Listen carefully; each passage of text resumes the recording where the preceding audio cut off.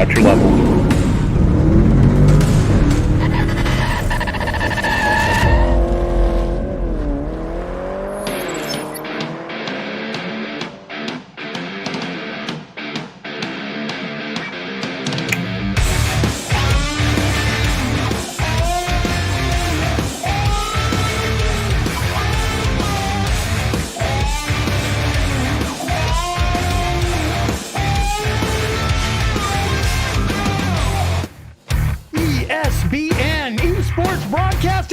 Folks, you know the name. It's Saturday night, and you know what that means.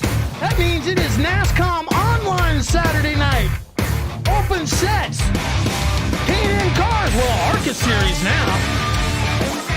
Winning. That's right, winning. You know what, folks? Normally I'm up here all by my lonesome bringing it to you, and I tell you, why am I here? Because I couldn't find anyone with any talent. Well, guess what? We found a load of talent. We found a boatload of talent. One of the co-founders, not the one you hear with the funny accent, but the other one. He'd come back with me on Top Fuels Indy 500, and he's here tonight, folks. Tony Pat Trapasso. Hello, boys! I'm back! Yes, he is. Good to be back, Brian. Yep. NASCOM Online Saturday night. iRacing's a platform. ESPN's a network. And NASCOM Online, that's your league.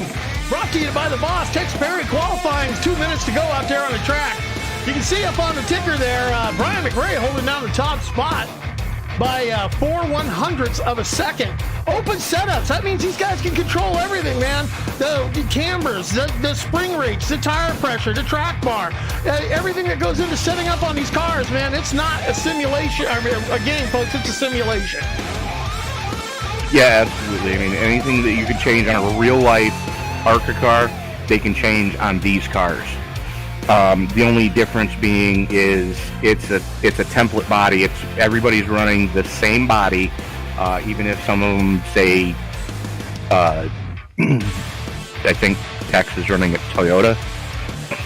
Yeah, that's sacrilegious. He's got Toyota. I've seen him run Dodge in here too, but they're all Chevrolet chassis. They're all Chevrolet motors.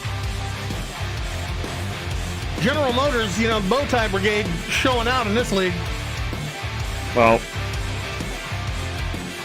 that's what iRacing scanned. That's what we get, and that's what we're going with. But you know, thankfully they've let the painters have some freedom now.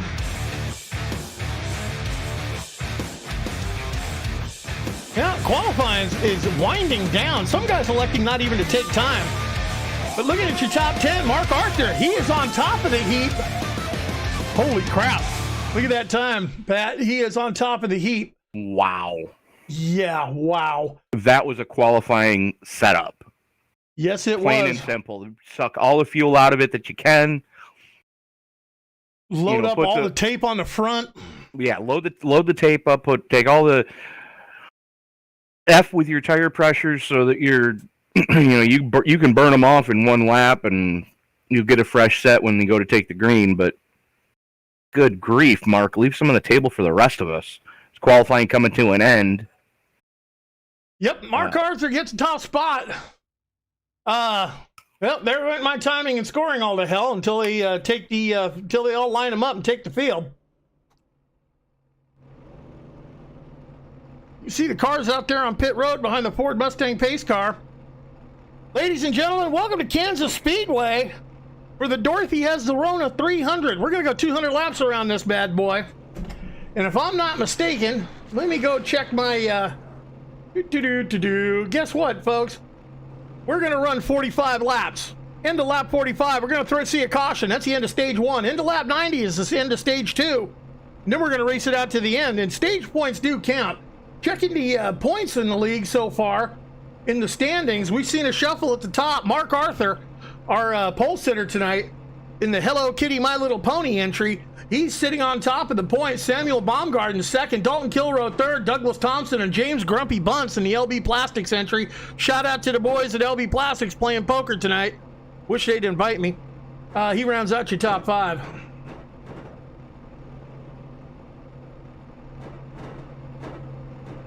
Everyone taking the grid so far.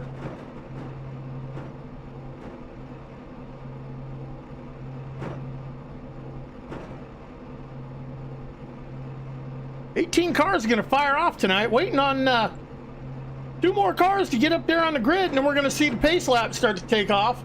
Helps if I turn my mic back on, doesn't it? It kind of, sort of does. Wonder where you went. Alex Vasilio is going to run out your first 3 rows. Kevin Basquich and Brian Keita are going to make up row number 4. Miles Morris and Sam Cooper Bennett going to make up row number 5. Row 6 is going to go to Doug Thompson and the chief cook and bottle washer, Mr. Tex Perry. Josh Stiles and Alice Caron making up row number 7. Grumpy Bunce and Nick Okia. Oh, that's Okia? That is pronounced Okia. He's kicked me in the ding-ding several times to get it right. Yeah, I'm going to mess it up, Nick. Sorry. Going to make up row number 8. And row 9 is going to go to Mark Ferguson and Joe Morganti. It looks like Kevin Paskowitz electing to start from the pit. Kevin Paskowitz pit starting, and Tim Bills looked like he pulled out there, and he's going to go start in the rear for something. Tim Bills has penalties from a previous race. Yeah, he's going to be starting shotgun on the field. As Mark Arthur is going to lead the field around. Mark Arthur electing to start from the inside lane in the Hello Kitty My Little Pony entry.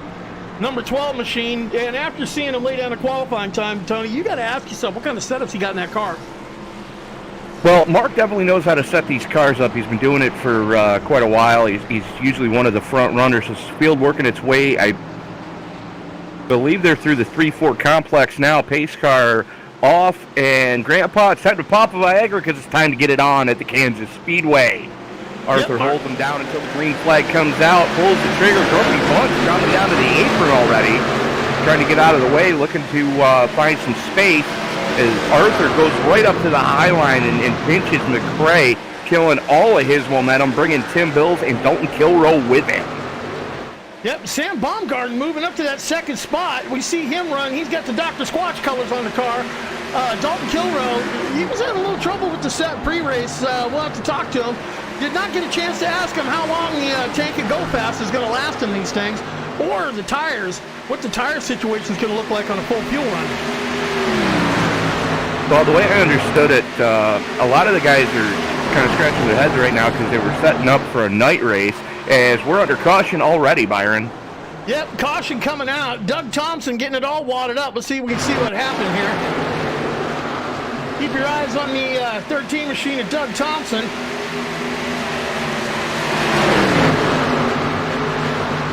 Hustles it around the corner. Oh, brings her down low against the 13, or the, take another look at that. Mark Ferguson? Yeah, brings it across the front. The 83 entry. Mark Ferguson. Yep. 93. Our first caution of the race. Thank God I'm not playing a drinking game because think it's going to be a long one. That's going to be the case. And if you are playing the at-home drinking game, let us know in the chat, folks. Well, I got a little bit of the at-home drinking game going on. Full disclosure happening. Fair enough. Granted, we only had a couple of green flag laps, but you think we might see any takers on pit road to make any kind of adjustments right now? Because from what I understand, we are going to transition. This track is going to go from daytime to nighttime under the lights, and that track conditions are going to change. I'm not sure how they're going to pull that one off, considering that the current MSIM time... Oh, I see what they're doing. Advances pretty quick, don't it? Yeah, they've got the sunset at 2x, so we are going to be at nighttime before the checkered flag falls. Who knows, the sun might even come up before the checkered flag falls at the rate they're going. Yeah. But yeah, I mean, if I'm Mark Ferguson and I'm everybody from Tex Perry back, I'm coming down pit road, make sure I got 4 fresh Mr. Feelgoods. And there's the takers already. There we go, getting that pit strategy going. Looks like top 9 stayed out. And that's kind of what I figured. Tex Perry, I got him currently sitting 8th as wholesale pit stops for the tail end of the field. That kind of makes sense. You're back there. You don't really have a lot to lose. Get 4 fresh tires, so you're going to have some fresher rubber than the guys that are running up front. So when their tires start to fall off, you still got 4-lap fresher tires, which it doesn't sound like much, folks, but when you're talking about a 3,400-pound stock car, adds up. Yeah, and the tires are only 10 inches wide, so you only have that small little 12-inch square contact patch on the ground, in 4 spots holding the car to it. And it's how you set that caster and camber up, and how you set those tire angles, how you set your track bar as to how much grip you're going to get going around the track when you get to those bank corners here at Kansas. Yeah, as you're looking at the live footage, the track doesn't seem like it's banked that heavily, but you got to figure these guys are still hauling off in the corner north of 150 miles an hour. Yeah, and Kansas, well, shoot, didn't Kansas have a repave not too long ago? And iRacing, speaking of Kansas and iRacing, the next update, we're getting a new rescan of Kansas. Because Kansas had the repave just, I think it was the last season or the season before. And the other thing to remember, too, is Tex, if you're watching this later, do me a favor, next race at Kansas, please make it just the infield road course portion. And for those of you who are in iRacing, you'll know exactly why I'm asking for that, only because I won't ruin the surprise for those that don't know. Ruin it! The infield road course here looks like a wang. Yeah, and we've been wanged on the road courses a whole lot. Next road course for our ESBN endurance teams is going to be Le Mans coming up on the 20th, 21st of June. Absolutely, and I'm kind of looking forward to that. Cars are being painted, and let's just say Ruby's older sister, Flo, is coming back. Well, yeah, listening to the guys at pre-race testing, I don't know if that HPD is going to last. We don't know if the BMW is going to last. Her older sister from Italy. Oh, really? Yeah. For those of you who know what we're talking about, when we raced 24 Hours of Daytona, the car was called Ruby. I was behind the wheel as we crossed the checkered flag at the end of that race in P3 overall. Ruby's Italian cousin, Flo, is going to be coming to Le Mans.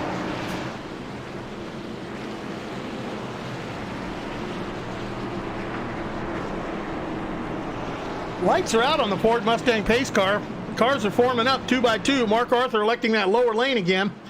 We saw him fire off very well, Pat. We saw him start to gap the field before that first caution came out. Kind of expecting the same thing to go on.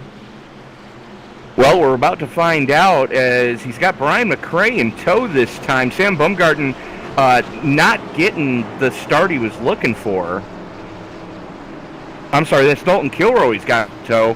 Kilroe up to second, getting a great jump. Sam Bumgarden, unfortunately, not the restart he was hoping for, but still that top 4 starting to get a little bit of a breakaway going.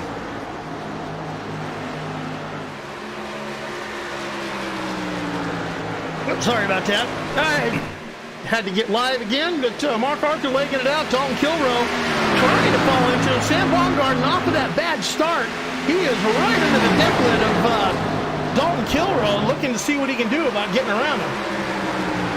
That's the thing. Bumgarden, don't look for him to be sleeping on his laurels. He's already starting to figure out where he can try to put that car. Looks low coming off of 2. Kilroe is able to stretch it out just a tick. Bumgarden in the tow going as they go through 3 and 4. Mark Arthur already with a half second to the good as Bumgarden goes to the outside. Looking to get it done the hard way. Looking to carry a little bit more momentum going into the 1-2 complex. Hopefully going to get some pull going down the back straightaway and can make the move next time in turn 3. As Kilrow goes to block going to the inside, Baumgarten just says, thank you, snaps, see you, bye. I'm going through. I think Dalton just let him go. He knew he had to faster run a car behind him and didn't want to take the chance of getting bumped. We saw that these cars, at the super speedway, these K&N cars, they do not bump draft very well. The way those front ends are, it just kind of gets to the one right in front of you and picks his rear end right up off of the ground. Well, if you can get a good look coming off the corner, like as they come down the back straightaway, you see how low that front bumper and headlight set sit. And then if you look as they go into the corner, the rear bumper is actually raised. So, yeah, that front bumper is going to go under the rear bumper, and you cannot really bump draft well in these cars. No, not at all. And taking a look at this track, folks, it's a beautiful track here in Kansas, real wide, several racing grooves. Where it's going to rubber in at is all going to depend on where these guys got their setups ready to run on this thing. So far, it looks to be midway up the track to the high line for the start of the race. Got to wonder if they're going to go catfishing and get down low. Absolutely, but if you take a look, the chief cook and bottle washer of the league is he's coming. Yeah, the boss, Tex Perry, in the 85 machine. Starting 12th, already up to 5th. That is one heck of a run. Let's take a ride around with the boss, Tex Perry. From the inside with the gyro cam, you can see how much banking there is. There's a little bit of banking as he hustles it down the back straight, brings her to turn 3 and 4. He holds that high line. You see that car tilt. That's how much banking's in there, folks. As he comes around turn 4, brings her down low towards the apron, and now he's headed off the start-finish line. We're going to take a ride around Kansas and see how long it takes us to cover a mile and a half.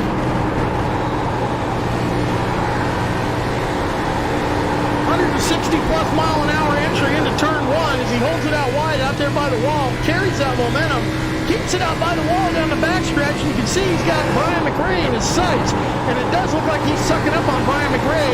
The distance you see between them is 0.9 seconds as he brings her back around turn 4, brings her back down to the apron low for the start-finish line. Ladies and gentlemen,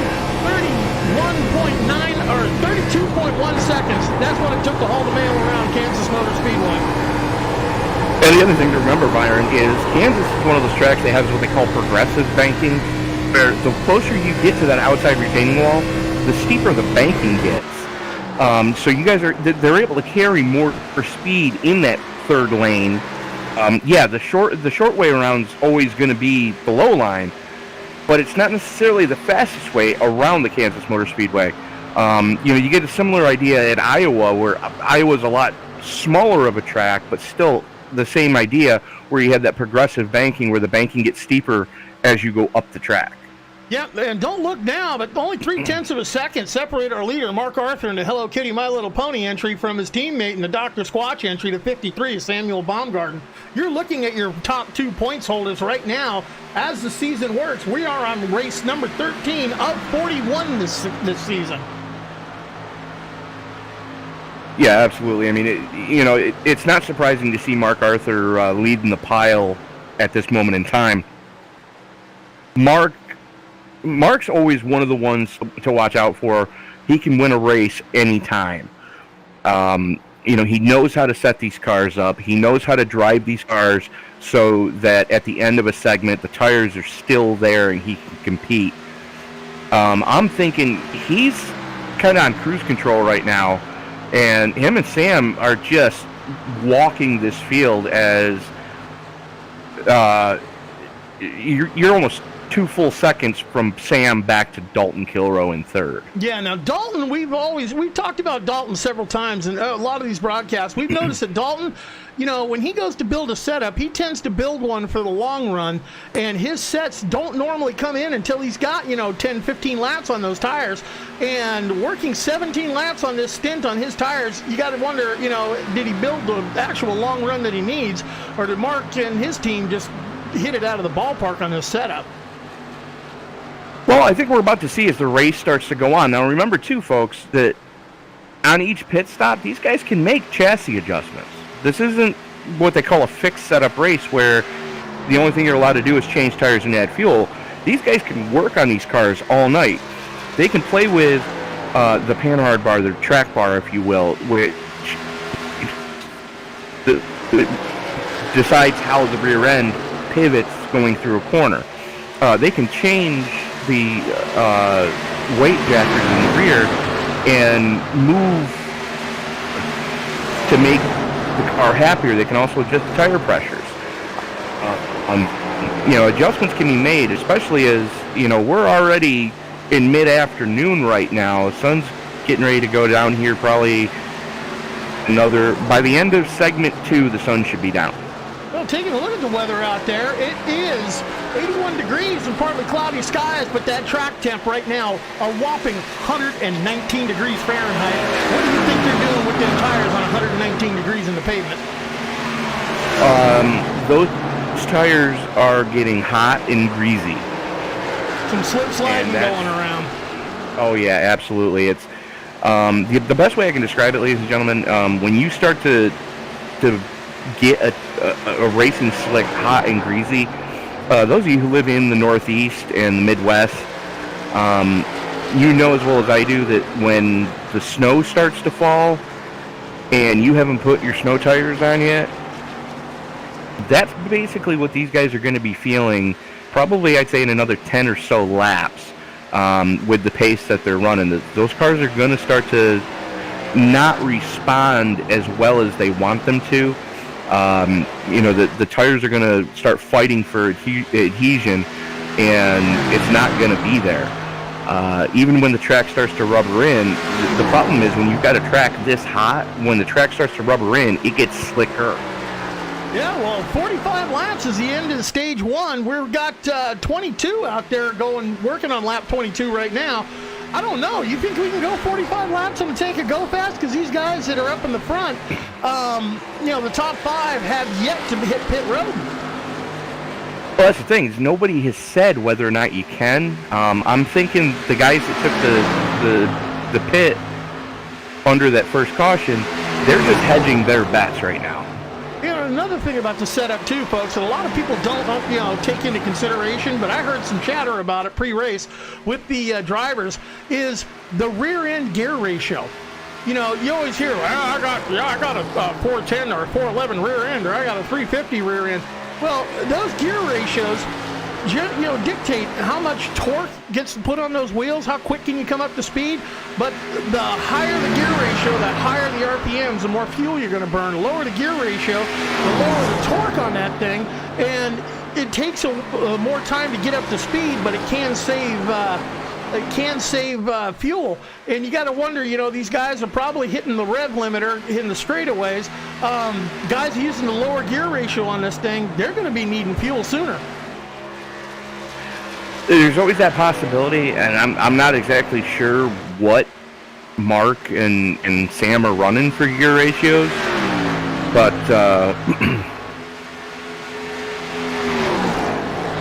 from the looks of it, they're not really taxing the car too much. The red line on this thing is 9,500. Ooh, Samuel Baumgartner tapping the outside wall coming off the turn 2.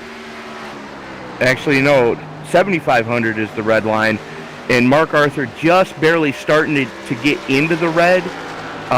His tack goes red just as he gets into the braking zone for turn 3. So he's got a little bit to play with, not really getting onto the chip, as they call it, where the electronic ignition starts to limit how fast the car or how fast the engine can go and save the engine, if you will. It doesn't seem like he's really getting into it a lot, but let me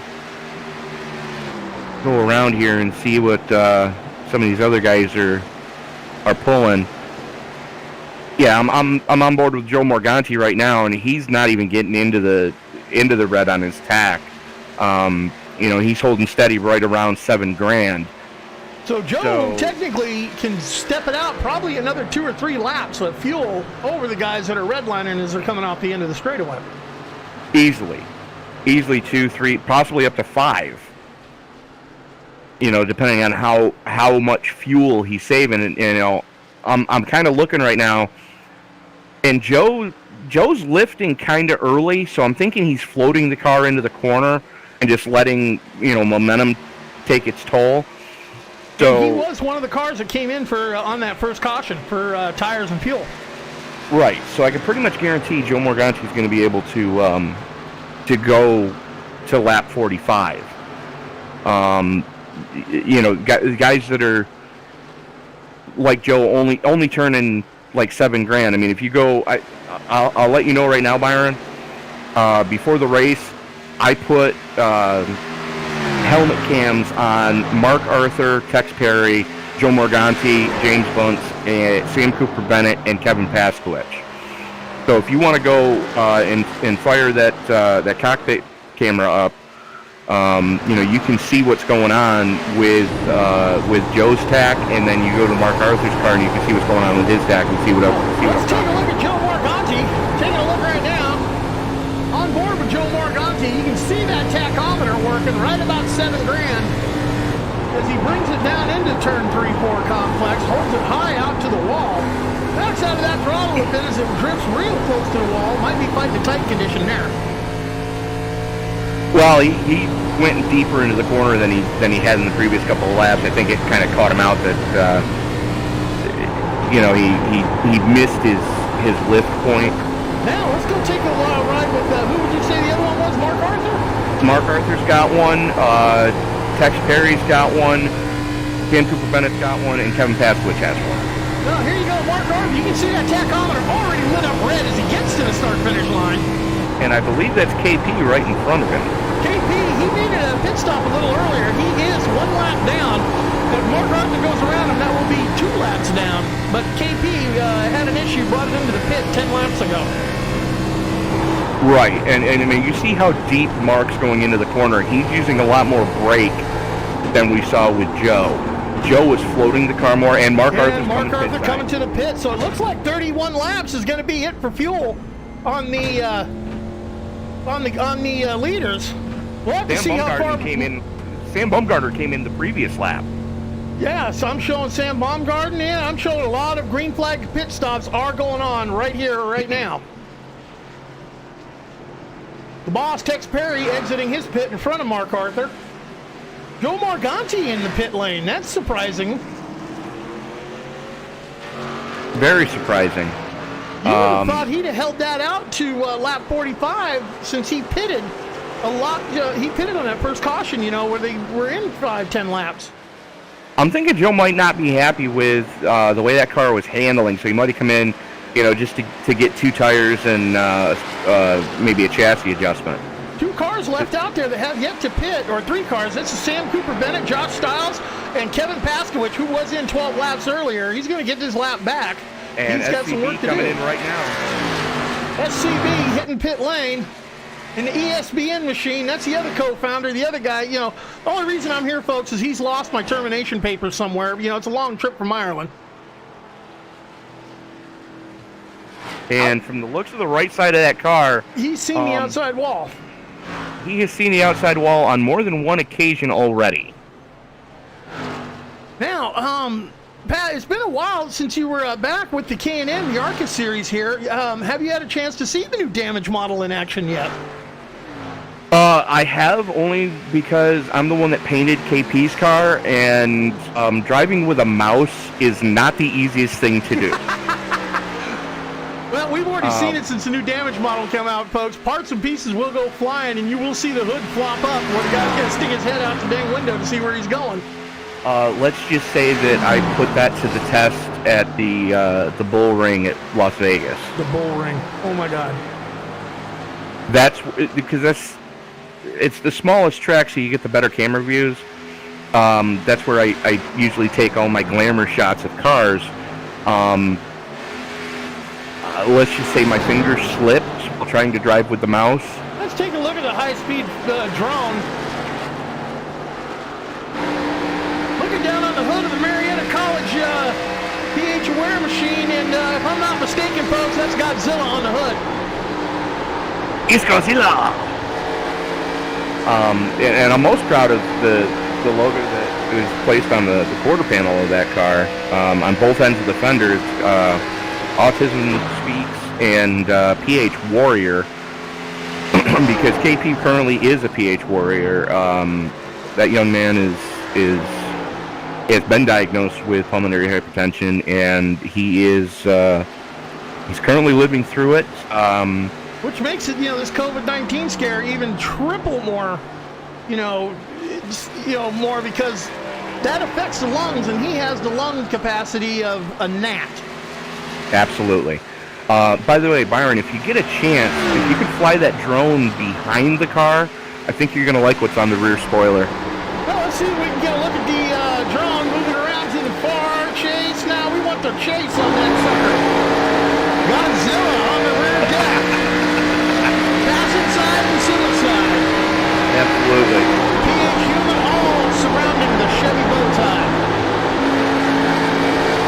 Yeah, I'm kind of happy with how that car came out. Definitely, the periwinkle for pulmonary hypertension and the blue for the Marietta College Pioneers, who I might point out have a very successful esports team.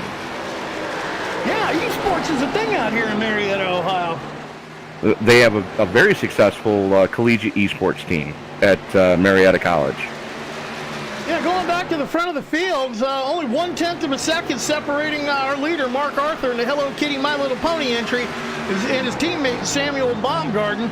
Dalton Kilrow, 7 seconds back after that pit exchange.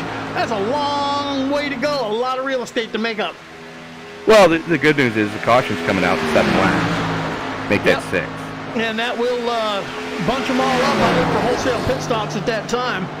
Oh, absolutely. And I mean, you're probably going to see a lot of guys spend a little extra time in the pits making chassis adjustments. That's the biggest thing is, you're able to tune on the chassis. If you don't like what you started the race with, you can start playing with the track bar, so you can change how the car pivots in the corner.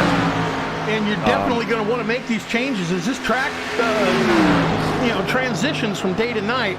The track temperature is going to go down, the grip level is going to go up, and the car that you have handling good right now is going to be junk in the dark.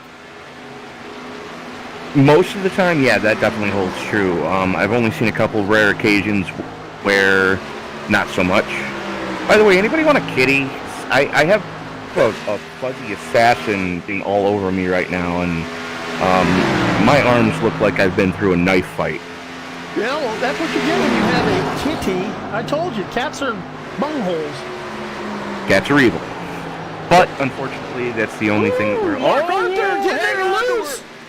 Samuel Baumgarten decides to straighten him back out with a hell of a hip check. Samuel Baumgarten goes around him, moves Samuel Baumgarten to the point, Mark Arthur back to the second. And just waffled the right side of both of those front fenders. On the right side. If it wasn't for the hip check by Sam Baumgarten, I think Mark Arthur would snap see you by. Yeah, there was a caution coming out if his teammate didn't save him. But, there might be some damage on the 5.3 machine of Sam Baumgarten, because Mark Arthur, after the hip check, look at him catching right back up. They didn't lose any ground. They didn't lose any ground to Dalton Kilrow. Well, the previous lap they were just over 8 seconds. They're now just under 8 seconds, and they're putting Kevin Paskowicz into the lucky dog position. And Kevin Paskowicz going lap down again. Just got that lap back, and now going back a lap down. Yep. He is 7 seconds up on. Well, 2 more laps. I don't think Dalton Kilrow is going to catch him to put him further back. No. He's going to be the lucky dog position. Well, unless because that's Miles Morris right in front of Sam Baumgarten. So if they catch Miles, unfortunately KP is not going to get that wave around. So it's definitely not going to be a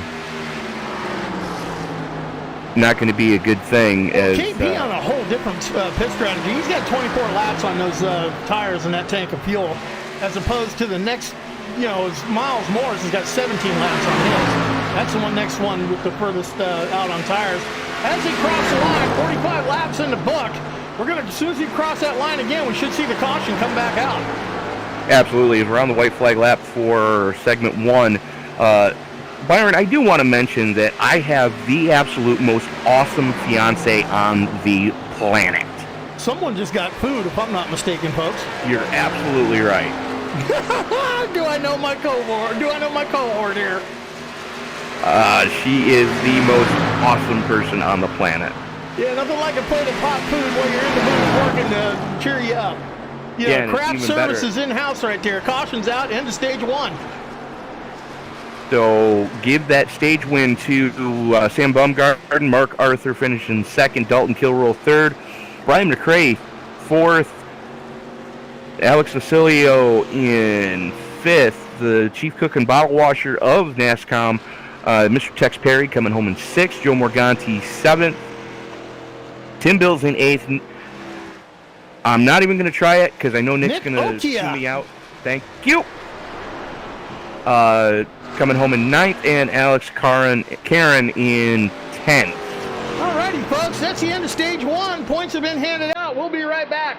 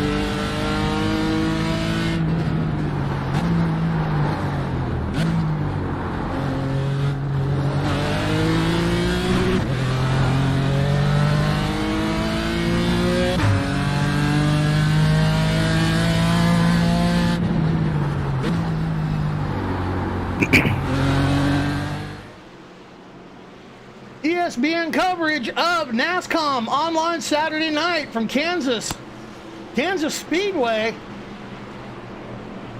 Ladies and gentlemen, Dorothy has the Rona 300, stage 1 in the books. Getting ready to start stage 2. Lights are off on the Ford Mustang pace car. Sam Baumgarten in control of the field, electing to start from the bottom. Think Mark Arthur got anything for him from the top? Well, with those two being teammates, I'm sure there's a lot of communication going on, so look for them to kind of walk away from Dalton Kilroy and Brian McRae as the pace car is in. And Sam Baumgarten waiting in no time. Mark Arthur getting a good jump going with him. McRae and Dalton Kilroy guessed right, as yes, they are right there with them. And look who's up into 5th. The Chi-Town hustler himself, Mr. Joe Morganti. We were almost going 3 wide. Mark Arthur wisely backing out of it there as Dalton Kilroy pushing pushing it. Oh, Dalton Kilroy getting tight right there. Had to back out of it. Let Mark Arthur take that spot, and he settles in right behind him. Dalton Kilroy to third. Brian McRae, we saw him tap the outside wall in that restart. Alex Bercellio, he's up to 5th. And the Joe Morganti, look who's on the inside of him right now and taking that spot. The boss, Tex Perry. That would be the chief cook and bottle washer of the NASCOM.com league. As Sam Baumgarten starting to gap his teammate right now. You know, I'm just going to go ahead and say it. It looks like with the way these cars are at this track, clean air is king. Well, that's normally the case with this style of car. You know, as you think back a few years ago when they were running this type of car in the Cup Series, pre-debacle of COT car, you know, that was the one thing that drivers were complaining about a ton was, you know, the dirty air, and that's why we have the cars that we have now. Which they still complain like crazy. Dirty air. Yeah, but hey, you know, what I say is take all the aero off the cars and make these guys actually drive the damn things. Go back to the way it used to be when it was, you know, can you imagine in all of your imagination trying to wheel, say, a 63 Mercury around here? I would love to try. 63 Mercury with a 429 big block in it, just, you know. Well, the 429 didn't come out until 67. Okay, 390. There you go. I had a 63 Mercury with a 390 in it under the hood. Had a 283 rear end that would pass everything but a gas station. Well, here's the thing, you know, and I mean, I love the fact that iRacing is starting to do some more classic cars. You know, with the Aero War cars starting to come out, which Nim, if you're listening, please give us the Buick. The Buick and the Oldsmobile would really, you know, make my day. Oh God, can you imagine bringing the Pontiac back, the Buick, the Oldsmobile? Oh, absolutely. And it's not like they can't find them to scan, because there are definitely, you know, people out there that have them. Go to the NASCAR Hall of Fame. Exactly. But while you're there, you've got the Aero War from the 80s. So they're giving us the Chevy Monte Carlo Aero Coupe, which has the slanted back. They're giving us the Aero Ford Thunderbird. Let's go back a little bit further. The Classic Wars. So 68, 69, 70 Chevelle. Mercury Cyclone. Ford Torino Talladega, Dodge Daytona, and Plymouth Superbird. If you could give us those 5 cars, Nim, because I hope you're listening to this, but if iRacing gave us those 5 cars, I can pretty much promise you'd see them here in this league.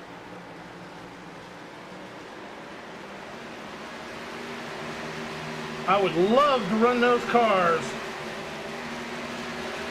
I think a lot of people would.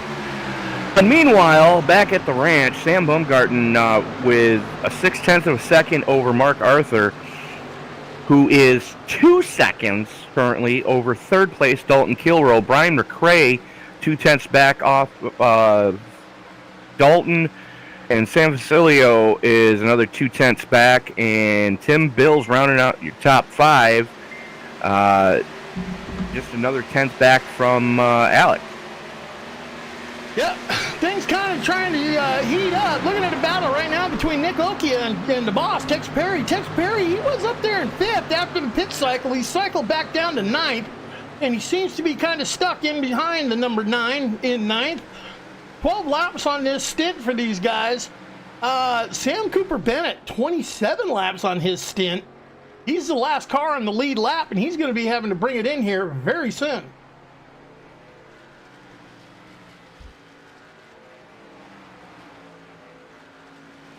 Yeah, Sam elected to stay out to get the wave around, so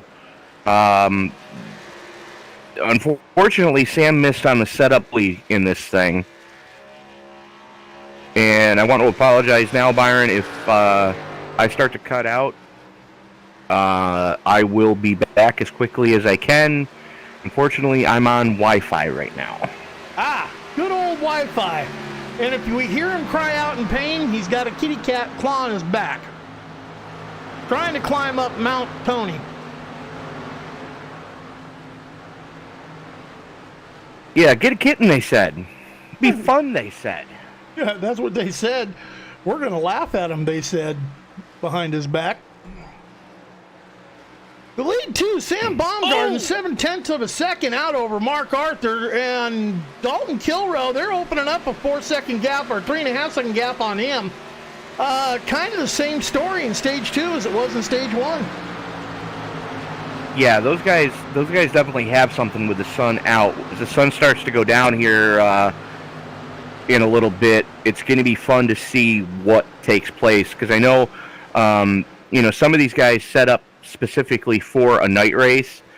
They weren't expecting Tex to have it be a transition race. So the guys that set up specifically for night, it'll be fun to see what happens with their setups and what these guys running up front are going to be able to do. Yep, we'll see it when the lights come on here in Kansas, but it's not going to happen for a little bit longer as we're winding down stage 2. Looks like we got 25 laps to go. And don't look now, ladies and gentlemen, but joining us up here in the booth, a color commentator, our man on the ground, Mr. Hoot Baker. Hoot, what's in the taco truck tonight? I have no idea. I just got another race, but figured I'd pop in here and see what's going on. Let me see if I can pull things up here. What do you have? Got 25 to go? About 25 to go until the end of stage 2 at lap 90. Sam Baumgarten, he's got command of the field. Once he got out in the front in stage 2, Mark Arthur hasn't had an answer for him. But they did tap doors. Mark Arthur was getting all kinds of sideways, and if he didn't get a hip check from his teammate, it would have been a caution. And from the looks of it, neither one of them has used their fast repair yet. Yeah, that's another thing we have here in this league. We got one fast repair, which is a magic snap your fingers, car is fixed. You don't have to take that repair time. And guys are smart to save it towards the end of the race. You probably see a lot of people use it automatically, I'm going to take it when it's time for that money stop. Absolutely. There's been times where we've seen Mark Arthur drive a car early in the race that you're wondering, it's basically duct tape and prayers holding the car together, and he has saved that quick repair to the last stage, gotten it, and gone on to win the race. Yeah, taking a look back at Dalton Kilroe, Brian McRae's gotten around him for 3rd, Dalton Kilroe back to 4th, and Tim Bills running in your 5th position, and now Pacelio right on the inside elbow of Tim Bills, so you throw a blanket over those 4, all contesting for the 3rd spot. Absolutely. As You know, that's all it's going to take is one oops, and you're definitely going to see a big shakeup in your top end. All I know is my boss told me one oops wipes out about 14 attaboys. Pretty much. And you take a look a little bit further back for battle for 7th between the chief cook and bottle washer in the league, driving the only Toyota in the field tonight, I might add. Toyota, my fat fanny rumpus. That's a Chevy with a Toyota sticker. Okay. I give him crap about it all the time, the boss. But all I'm going to say, Byron, is yeah. Whoa! Someone getting it all crossed up in front of the boss. That would be. Is that Sam Cooper Bennett? Yeah, bringing out to caution. Let's see if we can catch another look at that. Sam coming around the corner. oh, Looks like the rear end just stepped out. Oh, he got it down on the apron in the corner. And it wanted to go snap, see you by, and oh my God, did he go head on fast into the wall. yeah, and I see what you mean by that new damage model because Stuck on the track. He's got to tow it in. I'm going to have to say that there's a couple of Unless there's a he couple takes of it to A-arms not attached anymore on that left front. No. So that's going to be a lengthy repair or a fast repair if he can get it to the pits to repair, which it doesn't look like he can. So I'm assuming yep, there he went, towed. No, that's a lot of damage. Caution flies lap 70, wholesale pit stops underway. And we'll bring it right back to you, folks. There you see Dale Earnhardt, the defending champion, a man who has won here at this racetrack. He has been absolutely second to none in 1987.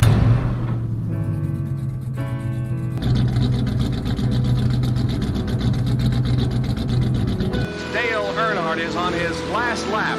This will be his 24th career win, his 4th win of 1987 out of 6.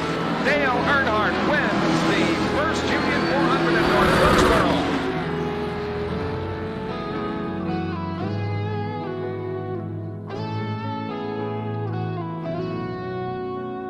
Everyone's wondering what can stop Dale Earnhardt. He's on a roll, 4 wins and 6 starts. I mean, is there anybody can handle you?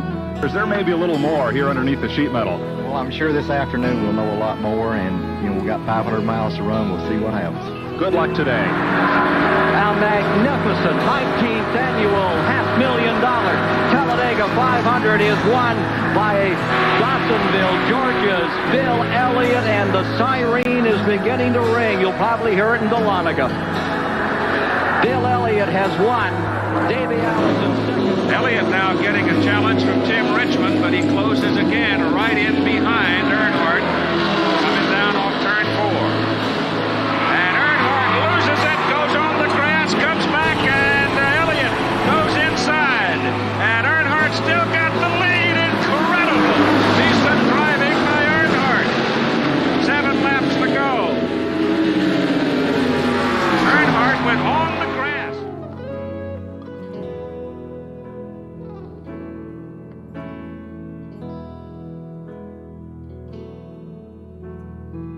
Dale Earnhardt is reminding Mr. Elliott, you make one mess up like that, and I might get through.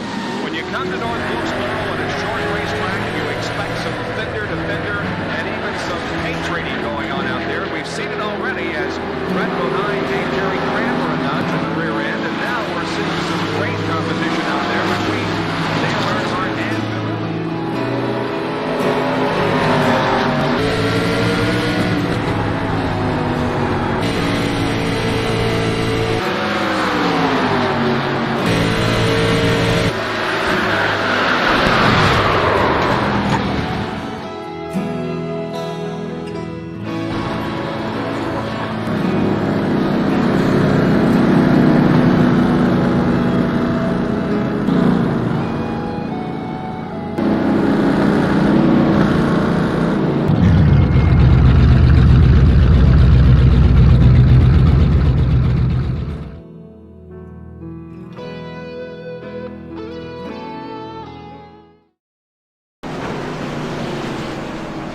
ESPN coverage, NASCOM, online Saturday night. Lights are off on the Ford pace car, or Ford Mustang pace car.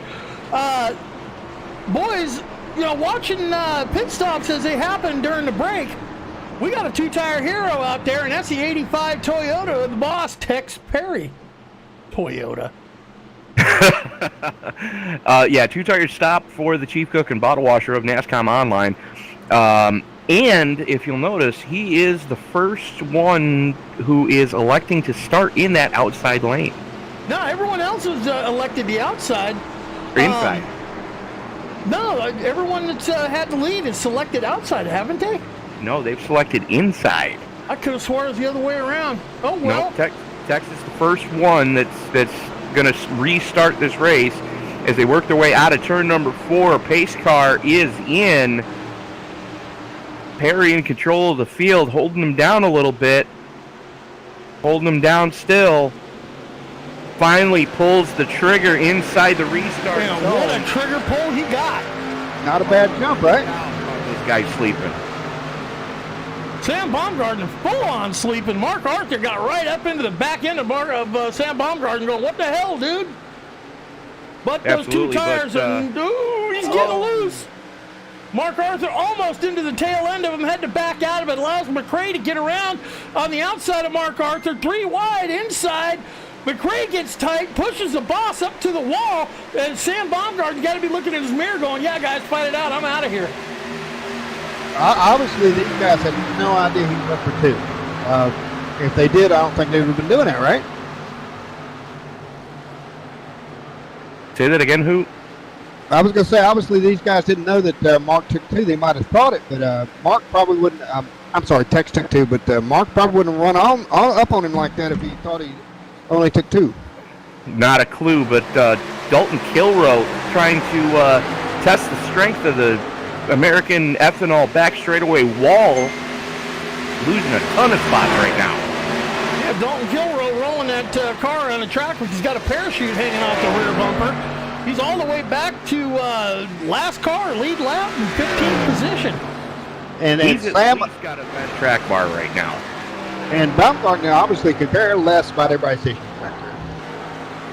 Now, Oh, Baumgarten absolutely. out to a full second lead.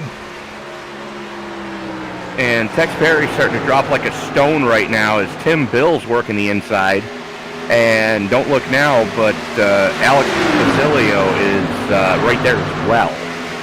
Yep, the boss holding that high line, trying to carry the momentum on those 2 left side tires that are a lot older than his right side tires, and allowing the field to go on by. On the bottom, the door is wide open, and they're just freak training them left and right.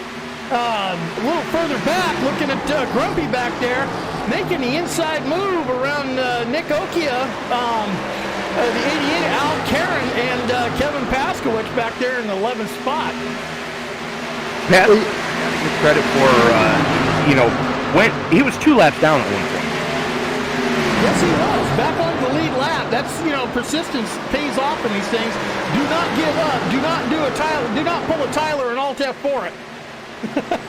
Shout out to my man Tyler Vickery. Well, you got to think that Tex has got to be thinking, oh, you know what? I'm going to pick out here 4 or 5 laps. I'm going to be a little bit more even with people. And I might lose a little bit, but then I'll start getting him back. And it looks like he's holding his own now. Yeah, he's holding that 4th position. Tim Bill's to his inside in 5th, trying to take it away from him. Looks like he'll probably get the job done. But we've only got 10 more laps left on the stage. 11. Well, here's the other thing to look at, too, is when you take just 2 right side tires, it's going to loosen the car up. I don't think Tex was expecting it to loosen it up as much as it did. But, it does, if you got a tight car and you don't want to take time to actually have the crew start jacking weight around, let's take 2, it'll loosen the car up right off the rip. Yeah, well, now Tex is taking a little bit. Oh, he's still a little ass wiggle there. A little?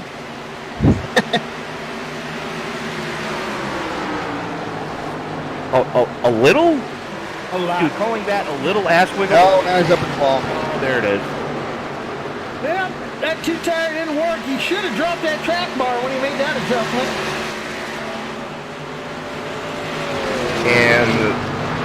boss man is not happy with himself. Yeah, you don't want to hear what he just said. Foxtrot Uniform Charlie Kilo. Yep, probably several times. The boss dropping all the way back down to that 15th position, moved Dalton Kilrow up to 14th.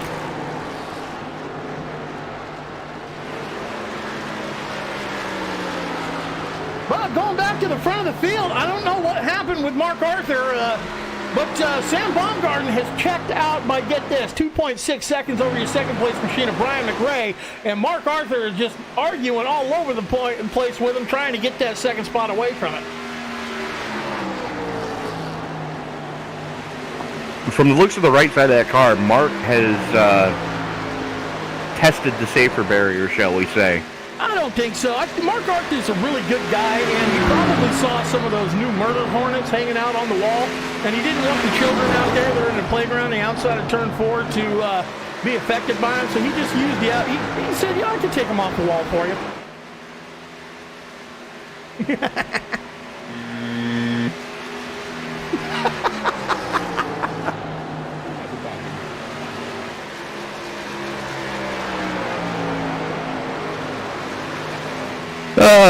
My Lanta. Kansas Speed. What's that, dude? I was just going to ask, in here, everybody seems to know exactly where the limit of this car is, because everybody seems just pushed it a little bit with that wiggle, but they've all got it dialed in, right? Yeah, they're doing their best at dialing it in, I'll tell you that. They're still making adjustments. This track, we're looking for it to make a swing as it transitions. As we see Mark Arthur and Brian McRae still fighting for that second position, getting around another lap car. Tim Bill's getting around the lap car, tracking them down. Yeah, those guys battling for that second spot has allowed Tim Bills to reel them right in. Meanwhile, you go back, there's a second from Tim Bills to Alex Facilio, and then you're almost 3 seconds back to Nick Okia from Alex, and he's got Kevin Paskowitz all over his back bumper. Yeah, the number 7 Marietta Warrior, Godzilla, is chomping on the rear bumper of Nick Okia. Trying to, and I think Kevin's made some darn good adjustments. He's made some swings at that thing. We've seen him in pit lane making adjustments early. He went down 2 laps. He got them both back, and he's holding strong in the 7th position. Very much so. Kevin knows how to tune on a race car. He just doesn't do it much, but he knows what he's doing when he has to.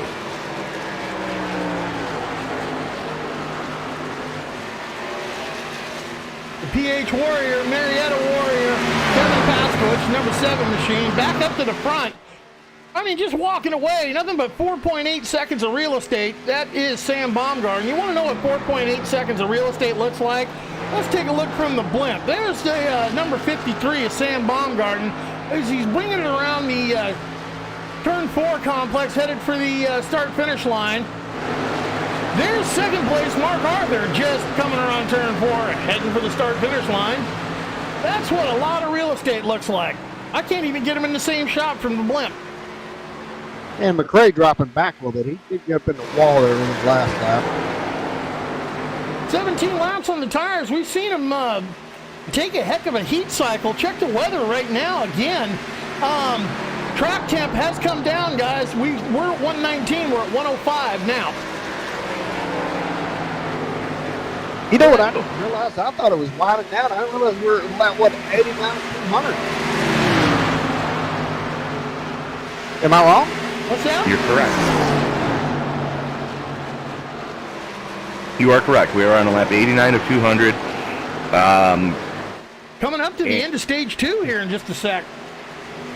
Well, by gosh, I need to settle in here a little bit. I thought this thing was almost done. I just wasn't paying attention. Now, we still got by the time we get fired back up off of stage 2 caution, it's going to be, where cross flags will be out. We're 100 laps to go. And, we haven't had that many cautions. We thought it was going to be the home drinking game tonight, but we've only had 3 cautions, 2 of them for junk stepping and only 1 for stage. Well, I'm gonna tell you what. It kind of makes me glad that I did decide to not get in this race because I don't think my bladder would have been able to handle it. Yeah, well, I'm right along there with you. Well, luckily Byron has facilities within limping distance of his gaming rig. But Sam Baumgarten taking the second stage victory. Mark Arthur coming in second. Brian McCrae, Tim Bills, Alex Facilio, Nick Okia, Grumpy Bunts, Alec Karen, Mark Ferguson, and Joe Morganti rounding out your top 10.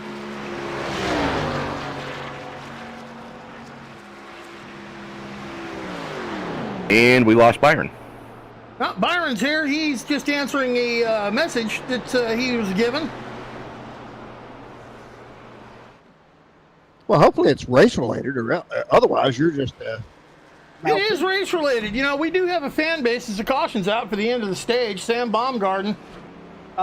Stage winners, Mark Arthur, second place points. Brian McRae, Tim Bills, and Alex Percalio rounding out the top 5. Nick Okie, James Grumpy Bunsen, the LB Plastics entry, Alec Karen, Mark Ferguson, Joe Morganti rounding out your top 10. And just want to give a shout out to Lori Lyle's mom. Hi, Mom. Yeah, speaking of that, let me just pulled up the stream there so I can at least say hello in there and watch what's going on in the activity there. And just remember, ladies and gentlemen, if you like what you're seeing, don't forget to like, share, and subscribe. We are closing in quickly on 1,000 subscribers here at ESBN. And I'll tell you what, if you are the 1,000th person to subscribe, you will be entered.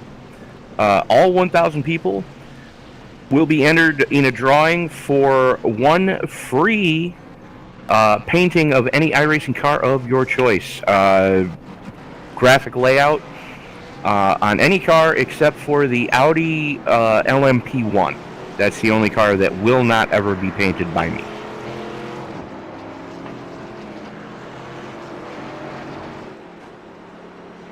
So, like I said, once we hit 1,000 subscribers, we're going to take a look at everybody's name who's a subscriber and free paint scheme.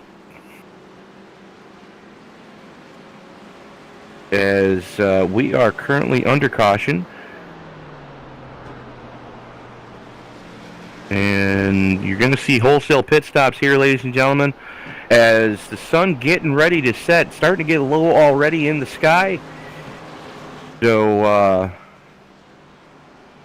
wholesale pit stops have been made. Everyone's been in, everyone's been out.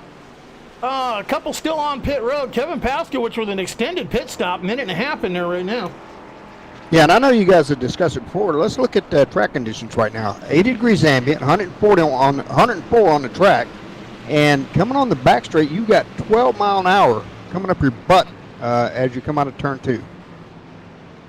That's a heck of a stiff breeze when it comes to the aerodynamics at a 1.5-mile track. absolutely, it's going to grab that rear spoiler, which that's a tall rear spoiler on these cars. It's going to grab that spoiler and just push the car like a sailboat down the back straightaway. And also going to cause problems on corner entry in turn 3. It's going to cause problems on corner exit coming out of 2 as well, as we've already seen. A lot of cars eating the outside wall or getting drunk driver loose as well. So, you know, it kind of is what it is right now. So, Let's looks like, go ahead. see if we can grab somebody here. The lights are on the pace car. Quick little interview with our stage winner, Sam Baumgarten. Sam, firing up in the booth with Hoot and Tony. You got a copy? Yeah, I got you, man. Dude, you ran away with it in that second stage. We saw a little incident with you and teammate Mark Arthur, man. He got it all kinds of sideways. If you didn't straighten him out, he was going to snap, see you by, come around. It was nice of you to save him, but all of a sudden you walked away. Did it kind of help you? I don't know if it helped me. I hate to win a stage like that. Mark's faster than me on a long run for sure, but he said he got more damage than I did out of that. So I don't know, man. We're just gonna have to see how this one plays out for us. All right, man. Lights are off on the pace car. Congratulations on the stage win. Looks like you guys got the cream of the field. We'll hope to talk to you at the end of the race. Thanks, man. That's your stage winner, Sam Baumgarten. You heard it. He feels that Mark Arthur's got the faster set, but didn't show him in that second stage, did it there? No, it didn't. But it's definitely something to keep an eye on. Because, you know, like we said before, Mark knows how to tune on these cars. So look for Mark Arthur to start playing with the weight jackers for the spring rates and playing with the track bar so that the car is definitely going to be there when we finally turn lap 200. Yeah, we are going to fire them off here as soon as they come back around. Track temperature steadily dropping, 103 now, and it looks like Ford Mustang pace car is off. Sam Baumgarten's got control of the field from the outside, and he wastes no time. He mashes the loud pedal, says, "See you, boys, catch me if you can." Mark Arthur gets a great jump and falls in right behind him. That's the advantage of having teammates, as Brian McCrane, the 35, getting a good jump, too. He's fighting it out right now with Alex Facilio, Tim Bills, and Nick Okia for that third spot. And caution, going to fly.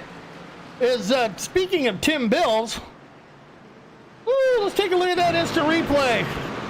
Camera one, what did you see?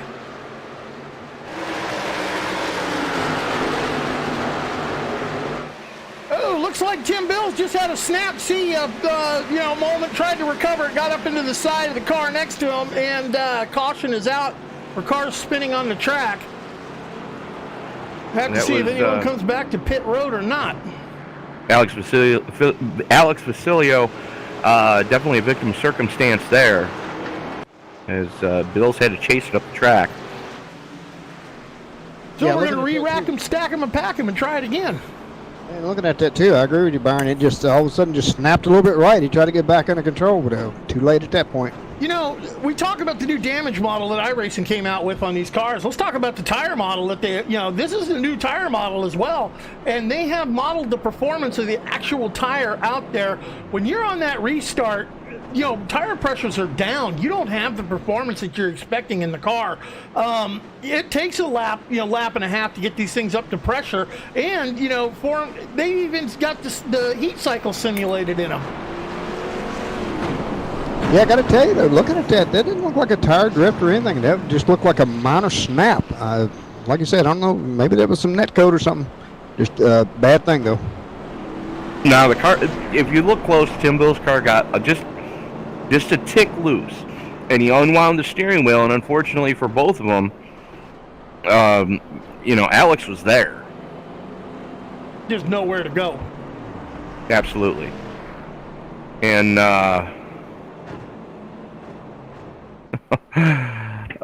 tell me pit strategy is not playing a big role right now, as half the field just went pit side.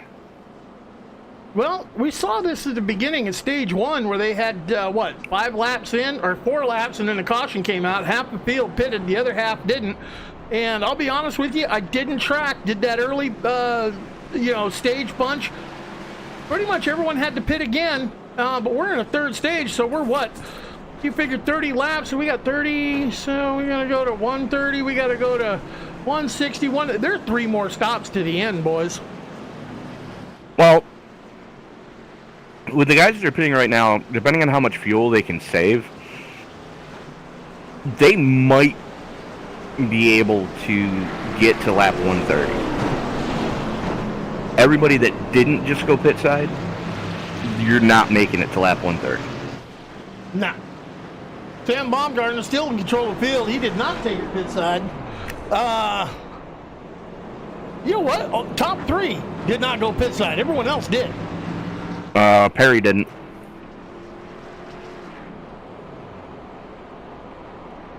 The boss did not?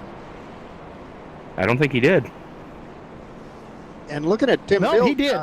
Looking at Tim Bills, it looks like he's all cleaned up there, so we know what that means. Fast repair has been checked. Or forgotten to be unchecked. Yeah, the boss, Tex Perry's the first car out there on fresh tires. Sam Baumgarten, Mark Arthur, and Nick Okia, they're out there on 6-lap old tires right at the moment. Everybody else in the whole field has been down pit lane. Yeah, but of those laps, only 1/2 of those laps was in anger. I don't think it's going to be so much the tire issue, as it's going to be how much of that fuel did they burn, because we had that conversation about fuel, and we saw them starting to pit. Some coming in as early as lap 29, 30, some staying out to 32, 33.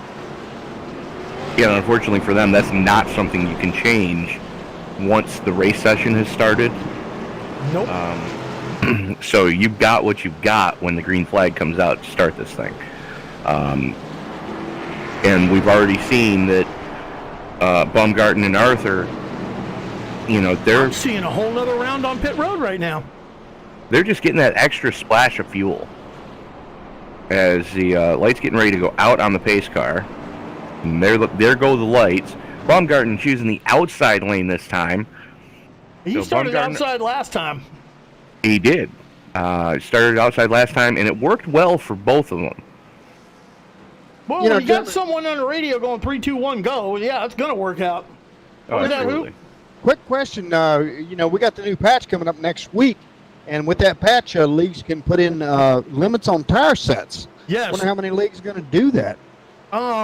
I don't know. I know one league, and that's the Paskey's League, is going to run the Classic Cup cars. You saw the spot for that earlier. Not only are they running the Classic Cup cars, but they're going to run the Classic Cup schedule at the Classic Cup tracks. The only track that they can't do is Yo Richmond. But pace car is off. Sam Baumgarten in control. He mashes the loud pedal, and he gets a great start as Mark Arthur holds up Nick Okia on the bottom line. And here we go. 1, 2, 3, single file real quick. 2 wide starting back there with the boss, Tex Perry. The boss, Tex Perry, and Dalton Kilrow going side by side as they haul it off into turn number 1, coming out of 2. Kilrow sideways saves it, and they go 3 wide down the American Ethanol back straightaway. And here comes Paskowicz. Paskowicz getting one heck of a launch. He's on that outside. Dalton Kilrow is acting like he's got an anchor thrown out behind the car again. Absolutely. I'm thinking maybe Dalton might have only taken 2 because he was down there, towards the tail end when they started those pit stops. I'm thinking he didn't learn from Tex Perry's mistake. No, he came in. He took a full set of 4, but then he was one of the cars that came in and topped off with fuel right before the green flag. Tex Perry also fighting a real loose condition. He was dirt tracking coming off a 2, but he is still reeling in Nick Okia. Fresh tires showing the strength right now with Perry as he's battling the 9 Okia. And again, Sam and Mark up there, they're just like, well, don't care about what's going on back there. We're gone. Yeah, and that's been the story so far a whole night. Cross flags were out 3 laps ago, boys. We're more than halfway there, 97 to complete this thing. But that's been the story of the race. Sam Baumgarten and Mark Arthur have just been the class of the field, back and forth. It's now a matter of clean air has been showing. Whoever's out in front with the clean air has just had the advantage. And Mark Arthur is trying to track down Sam Baumgarten right now. We'll see if Sam was right about that faster set. Absolutely. And the one thing I'm noticing a little bit back in the field, those guys on that inside line through the corners, you're struggling to keep that car pointed in the right direction as Kilrow back into the wall. Oh! Uh-oh. I saw a whole bunch happen as the caution comes out there, and that involved the boss, Tex Perry, as well. Let's see if we can catch that on an instant replay. Camera 1, what do you see?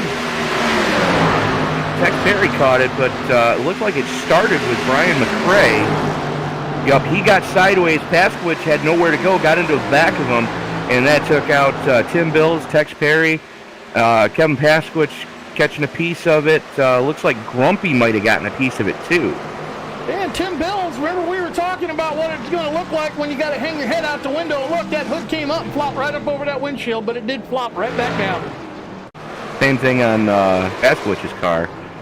That hood is still flapping on, yep, it's up on Paskowicz's car. Yep, new damage model, folks.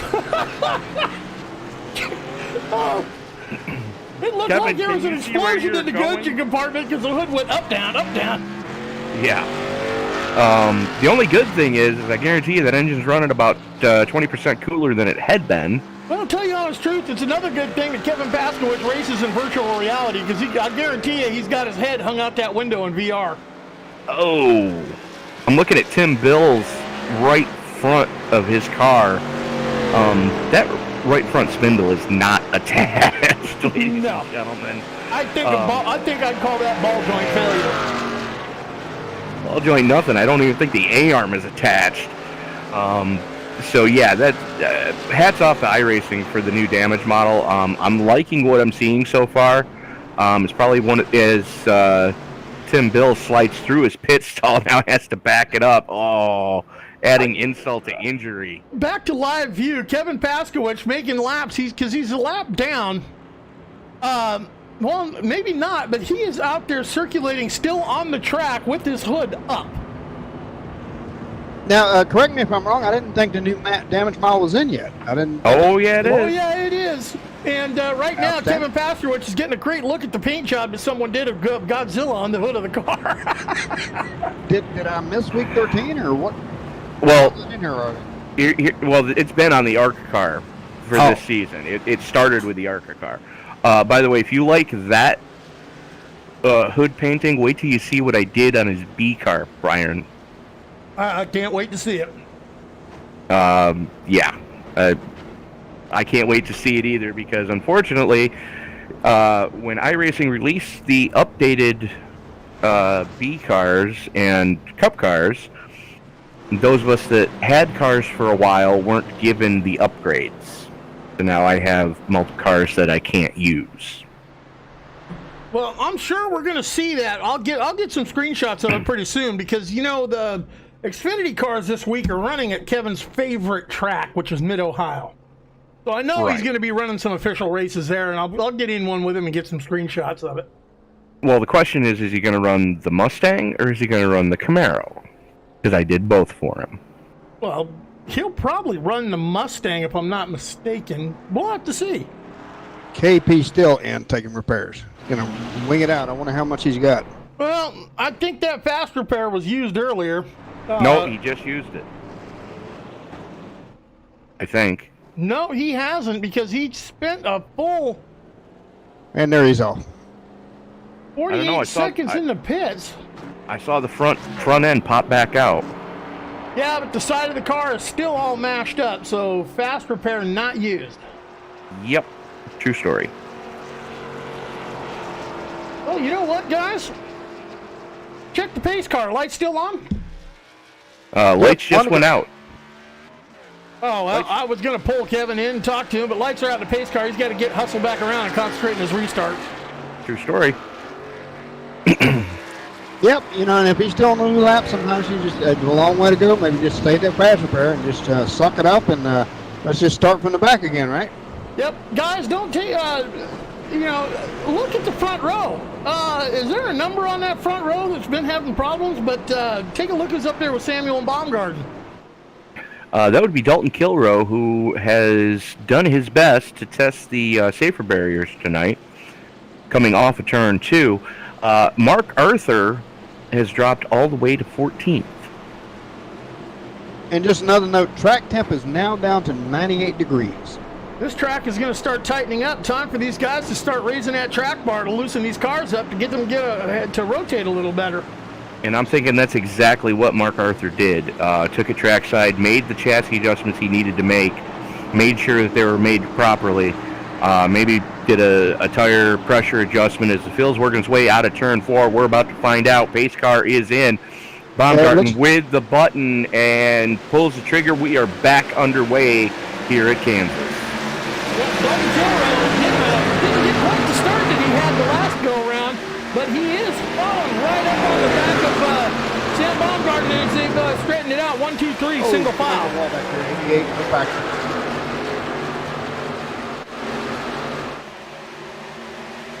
Just happen to see that when I'm keeping an eye on KP, because everybody knows KP, he does not like being back here, and he'll be getting his way back up there as quick as he can. Absolutely. KP is one of those guys that definitely does not like to see anything except lap cars in his windshield.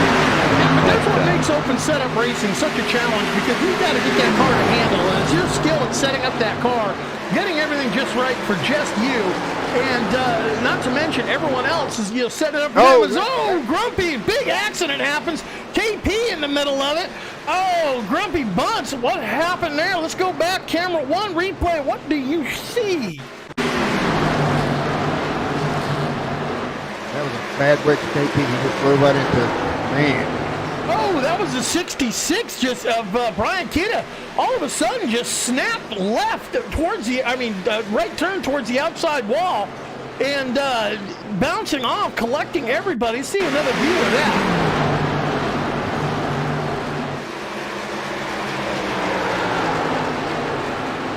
Yeah, he looks like he just started to get loose and then overcorrected it big time.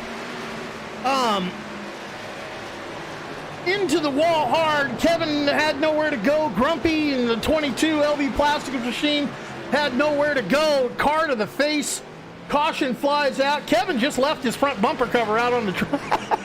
Oh God, you gotta see I gotta tell you, we were talking about track temps. Now we're down to 97 from 98, what I was talking about earlier. And people are making adjustments, but are they watching the track temps? You have to wonder, is any of that coming into play? Tony, they probably are. Tony, pay attention to the broadcast if you can.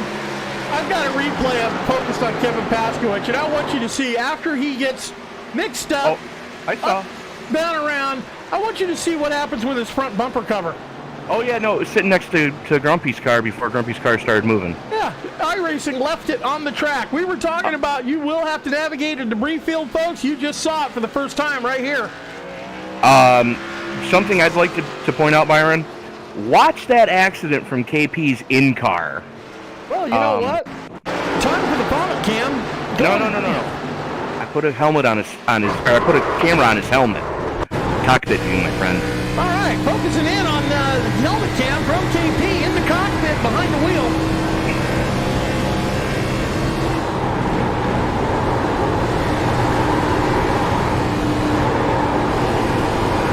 Car to the wall. Car to the face. Wow, looks like KP stood up on his nose there for a bit. Yes, he did. Oh, just watching it myself. That is. Whew. And he left his front bumper cover out on the track. Kind of like what you see on the side of the freeway after an accident. Pretty much, yeah. But, that will be an extended pit stop for the PH Warrior, Kevin Paskowicz. Caution on the track one more time, folks. I'm going to take a little bit of a pause. Pay attention to this commercial, folks, because we have an announcement. iRacing has an announcement coming with the next build.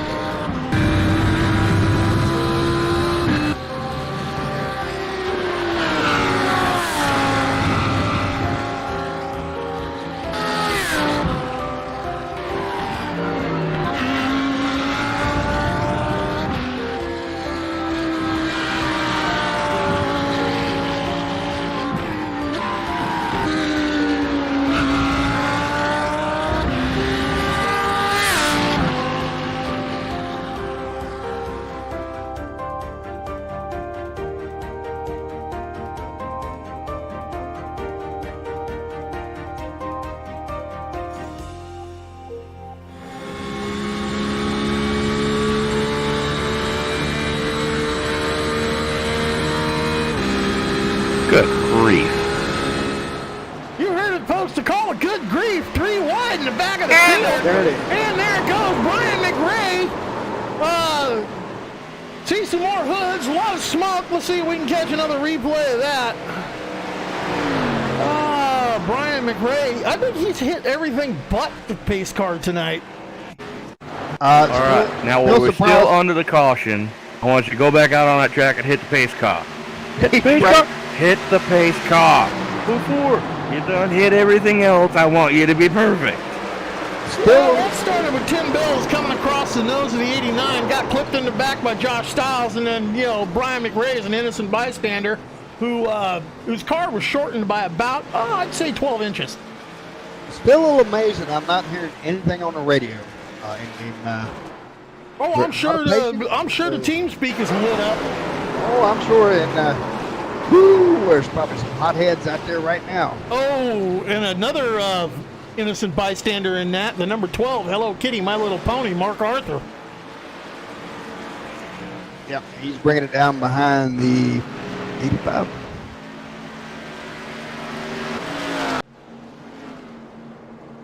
The 85, boss, the boss, Tex Perry. He's the man that brings you NASCOM online with his cohorts, Mark Arthur, James Grumpy Bunce. We don't get these guys enough recognition for the time it takes to run. Trust me, I know, Tony, you know what it takes, the headache, the time, and the effort it takes to run a league. Yeah, that's the thing is the guys that I call them chief cook and bottle washers for a reason, because you're a teacher, you're a guidance counselor, you're a psychotherapist, you're a police officer, you're judge, jury, and executioner. Exactly. So the guys that are running, in charge of leagues like this, my hat's off to them. Especially leagues that have been around as long as NASCOM has, as long as Top Fuel has, as long as the Paskey's Cardiac Series has. The people behind those leagues. My hats go off to them, and my hats also go off to their families too, because I'm sure, as you can attest to, Brian. If mama ain't happy, ain't nobody happy. So the ladies that are behind these men as well, those that are married or have girlfriends, my hats go off to them too for putting up with everything, because I'm sure you can attest, Byron, there are nights where when a race is over, all you want to do is just go kick puppies. And especially if you had a night, like Brian McRae, innocent bystander, in several of the accidents, the cautions that we've seen so far. He's definitely going to want to be on the puppy killing parade. Yeah, as I'd like to point out too, Kevin Pasquich has left the building, and Tim Bills has left the building. Yep, we're retiring the cars. Just not enough fast repairs. Too many cautions, not enough fast repairs, because too many cars and not enough pavement, as it would seem. As circulating under caution, Alec Bercellio in the lead. Don't look now, the 053, the LBTV entry of Joe Morganti in second. And Texan Mark taking it down one more time, taking it in. Doing what we call pit farming, folks.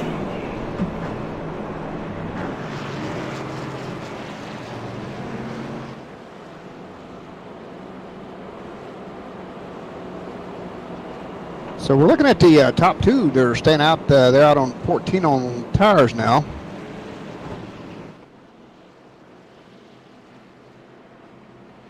Looks like the lights are out on the pace car. Starting to wonder does anybody have a fast spread at this point? My best guess would be Joe Morganti and Sam Bumgarden. I think those are about the only two that haven't hit things tonight. Give them If they time. did hit something. Give them time. Yeah. That's no lie.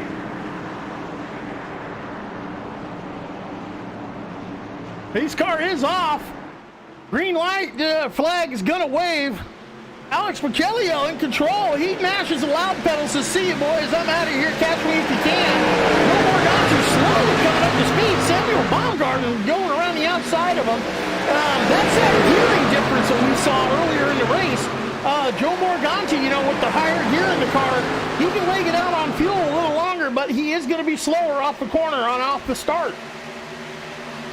Yeah, and the other thing too, with Joe being on older tires, I think he was being just a little bit cautious to make sure he didn't spin them when the green came back stayed out. Alex Pacelio stayed out. Joe Morganti stayed out.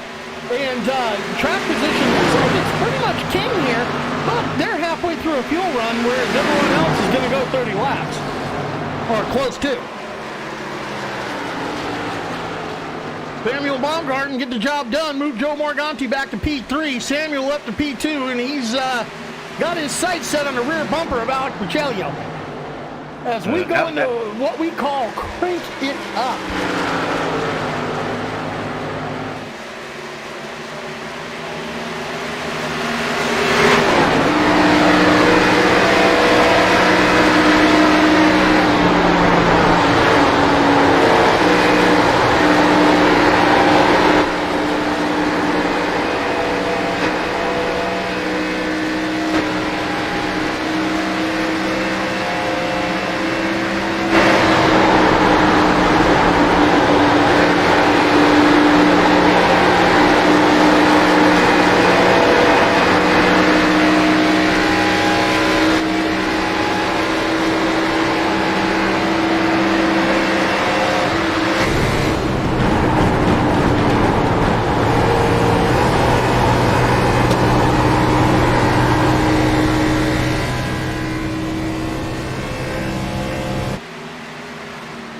Working their way around the track.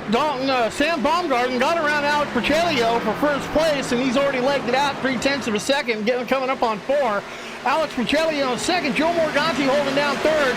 Don't look now. The 41 entry at Dalton Kilrose crawled up back up to fourth, and Alec Karen, we haven't called his number all night. The 88 is up into P5. The 88's up into P5, but if you watch him carefully coming out of turn 2, he is fighting that car tooth and nail from getting loose. Well, maybe he made that adjustment just a tad early as the track is cooling off, and when it cools off, that slickness we talked about is going to go away, and they need to put that adjustment in, so maybe later in this run, if that track tightens up, he'll be on top of it and have the car to beat. Yeah, Tex Berry under attack right now from the My Little Pony entry of Mark Arthur, already battling to get back in the top 10. Yep. Hello Kitty, My Little Pony car of Mark Arthur. He had different colors on there at the start of the season, and it wasn't working out. And I was giving him crap. I said, "Where's My Little Pony at? Come on, man! You know I like calling that car." And he said, "I'm okay. I'll put the colors back on." He put the Hello Kitty, My Little Pony colors on and won the race. So guess what? Lucky paint job. He's going to be running that probably the rest of the season. And I was just going to mention, you talk about track temperature, now down to 93 degrees. And what we didn't mention earlier was that 13-mile-an-hour tailwind that you got coming on the off of the back straight is a headwind coming on the front straight. Yeah, which they have to navigate around, the dog leg.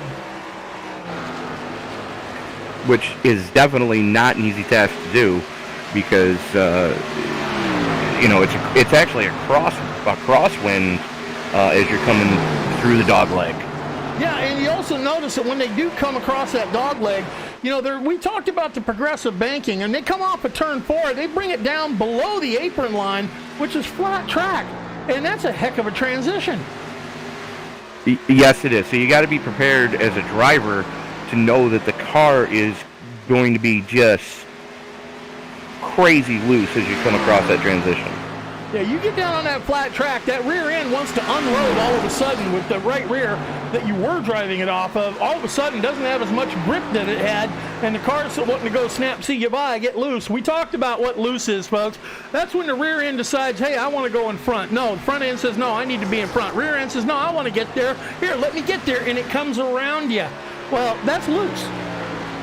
Well, I think Richard Petty explained it best. Tight is when you hit the car with the front end. Loose is when you hit the wall with the back end. Horsepower is how fast you hit the wall. Torque is how far you take the wall with you. Bingo.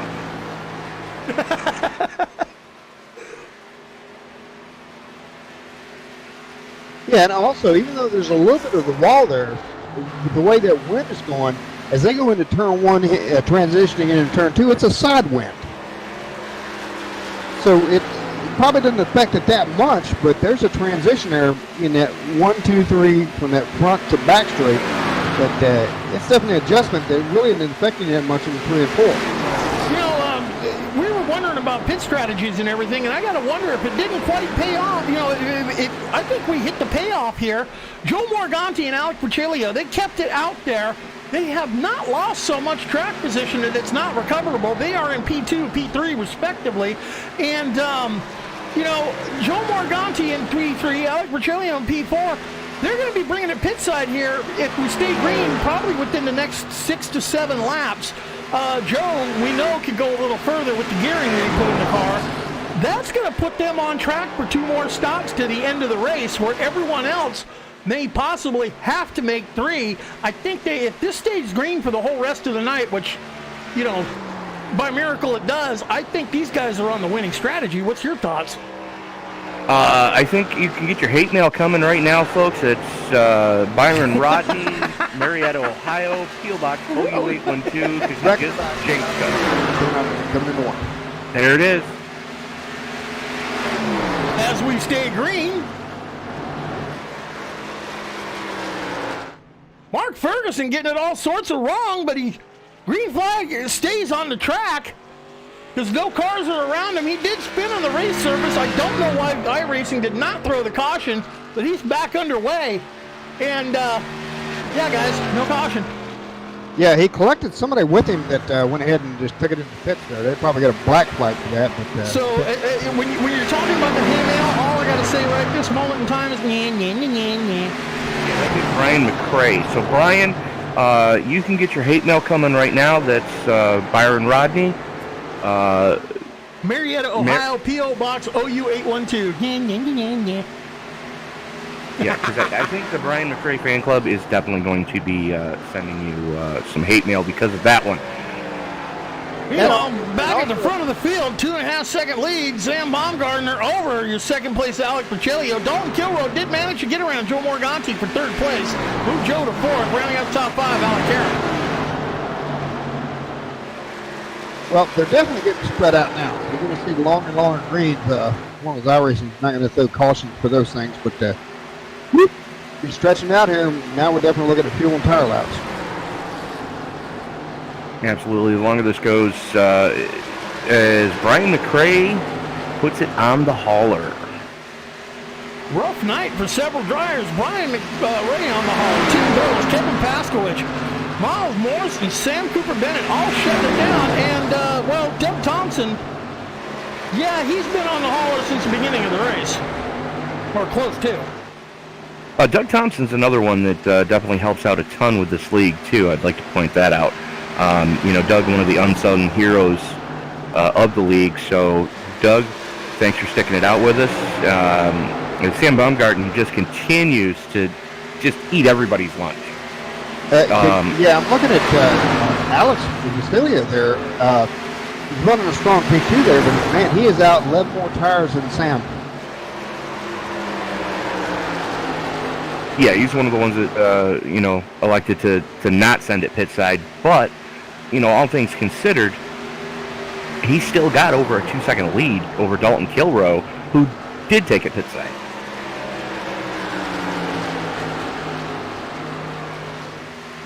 And how about, you know, the Chi-Town hustler himself, Mr. Joe Morganti, holding down a strong 4th position right now. All right. Sparkle talking about the Chi-Town Hustler. 31 laps on his tank of fuel, 31 laps on those tires. Same thing goes with the second place machine of Alex Michelio. And you got to wonder how far and how long these two are going to hold it out there, because it's time for green flag stops as far as they're concerned. Morganti just tagged the wall coming off of 4, so I'm thinking those tires are really starting to go south on the 053. Yeah, the 053. We talked about the 53. You know, there's another driver in here who's got 53, and that's Samuel Baumgarten. But the 053, you know, what's the 53 associated with? Trivia question. I gave you the answer last week, folks. Can you remember it this week? No takers? If you're asking me, no. If you're asking me, we're going to reach back, because I know you're old enough to remember this, Hoot. But you're a little younger on the younger side there, Pat, so you may not. So I may have to give you, I'll probably give you the pass on it. But the 5.3, that belongs on a white circle with the 5.3 on the hood of a Volkswagen. Oh. Now do you remember? Yeah. Yeah. What was that car's name? Herbie. And there goes Basilio into the wall a little bit. He'll probably be taking him down this time. There he goes. Yeah, Basilio bringing it pit side. Joe Morganti probably going to be bringing it pit side. No, Joe holding it out, going for that 33rd lap. At 34th, actually. Joe's going to stretch his tank as far as he can. Yes, to make sure that he's going to do it as long as he can to make sure that he spends the least amount of time in pit road as he possibly can. Well, Joe, I believe, has got an... okay. Joe can hold it out there. He can do it in one more stop after this one coming up. Everyone else, here's right. Morganti, there he goes, off the pit lane right now. Sun's going down here at Kansas as he gets on the binders, rolls the thing off into pit road speed. Morganti to pit lane. Now, let's talk about the race leaders. Samuel Baumgarten, he's out there circulating. He's on 24 laps. He's going to bring it in probably in the next 6, which is going to bring him to lap 147 to 150. He'll be pitting. Can he go? Yeah, he'll be able to do it in one more stop as well. So this is... You missed last week's race, Pat. We had a fuel. Fuel was the issue. The boss ran out of fuel leading the race coming off of turn 4. He had a 12-second lead. He did a Carl Edwards on the whole field. Ran out of fuel. Someone come up into the back of him and tried pushing him around to the start-finish line to cross it first. That person was in second, and both of them crossed the line sideways. Second wound up first wound up second. You just really can't tell, because Basilio's back out of that pit. Now he's a lap down in last place. But again, he's out on 2 now, so he's on top of the cycle. Now, did he take 4 or did he take 2? Basilio, he shows to have taken 4. He was in and out pretty quick, and I think he probably had some damage from tapping that wall. So 14.3 second pit stop. So that's taken 4. That's taken 4. Anything under 10 is taken 2. Now, we're talking about... Basilio goes by. He's riding the wall, coming down. Who is that? Josh Stiles. Yeah, Josh Stiles took a trip into the wall. He's down on the apron. He's bringing it around the pit lane. Wondering if he's got a fast repair. I haven't called his name an awful lot. Well, he's been involved in a few that weren't his fault, so maybe not with the fast repair. Well, the thing is, Josh just came out of the pits. Yeah, I was going to say, right now I'm showing him 3 down, and that's certainly not going to help at all. Well, he had just come out of the pits and trying to get back up to speed, stepped on his own ding-ding and chased the car up the track. Luckily, nobody collected him as he was doing that. Josh Stiles, right side tires on, left side's going on, fuel gone in. And yes, repairs going on, optionals being mandatory, being done on the car, no fast repair. Bad night for the number 89, Josh Stiles. Brian Keto went and took a pit there, and he's coming out. We're starting to see those green flag stops that we were talking about Yep, wondering Kita. how long Sam Baumgarten is going to hold it out. Don't look now, but look who's 9 laps behind, but second place to number 12, Hello Kitty, My Little Pony, Mark Arthur. Dalton Kilrow right on his tail. The one thing I do want to point out is Brian Kita probably just pitted to get a new fire suit because he was the car that Josh Stiles chased it up the track right in front of. And it was like, first you say it, then you do it. Yep, change the color of his, racing suit. Change the flavor of it, too. Yeah. Like a chocolate lemon kind of thing. Yeah, because as they cycle around now, we're showing, well, they're catching back up now. We still got, now what is it? The bottom 3 are a lap down, but again, they'll be picking some of that back up as some of these pits start rolling in. Yep, 2 cars left out there on the track that have yet to pit. That's your first place running car right now, picking up first place points. The boss, Tex Perry, followed by the number. We saw him in a big wreck earlier. Fast repair was used. The 22 LV Plastics entry of James Grumpy Bunce. Yep, they're the last 2 still hanging it out there. Yeah, it's been a while since I've been down to the Bunce residence for dinner. I tell you what, Grumpy's dad knows how to. Can do oh God, that steak was so good.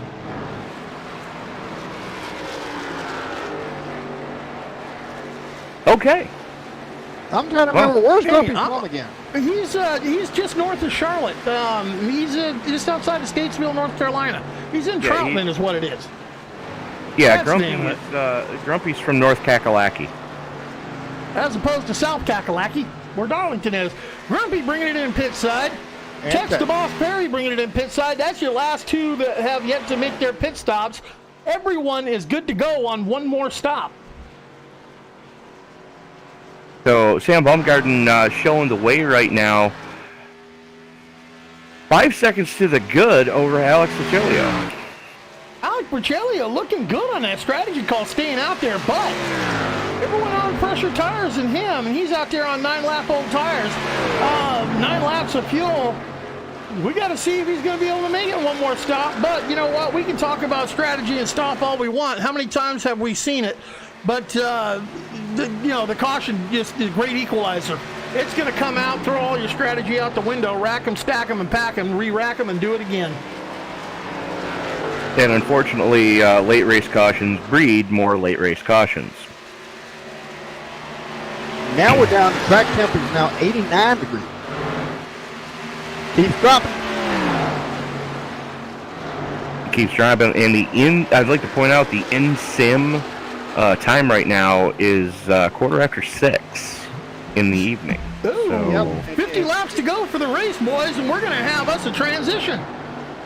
Yeah, and if I'm trying to look up to see if you have those shadows turned on. You can see those shadows are starting to lengthen a little bit. Oh yeah, I got the shadows turned on, and I can see the sunlight reflecting off the track. It's a beautiful view. And folks, if you pump up your graphics on your YouTube, go to settings, set the highest resolution that you can, because this is coming out to you in 1080p high def. Paint jobs looking sharp, the sun reflecting off the track looking sharp. It's a great view here at Kansas Motor Speedway. Dorothy's got Rona 300. They got penicillin shots for that Rona that Dorothy got, right? No. I don't know what the hell. What are you talking about? The name of the race. We're at Kansas Speedway, and Dorothy has the Rona 300. Oh. You should be talking about Dorothy like that now. Don't look now. The second place, 8 seconds behind your leader. Look who just moved into second. That would be the Hello Kitty, My Little Pony entry of Mark Arthur. I don't think he's got anything for 8.5 seconds left at 47 laps, unless that caution flies again. We'll have to wait and see. Just getting back to the name of the race, I'd like to point out that I heard Toto gave it to her.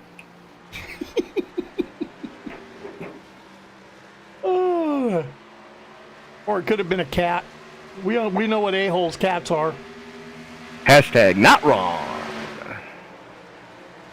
Car's getting stretched out on the track a little bit. Close battle going on between Dalton Kilrow and Joe Morganti. Dalton Kilrow right on Morganti's rear tail. Morganti making a good showing, but Dalton Kilrow going around the outside, going to get it done the hard way. It's one of those deals where, I can pretty much guarantee you Kilrow is twisting the piss out of that engine right now to run that high line like he is to get by Morganti. Well, why don't we just, take a look at the helmet cam and see what we can see if he is or not. Take a ride with Dalton Kilrow.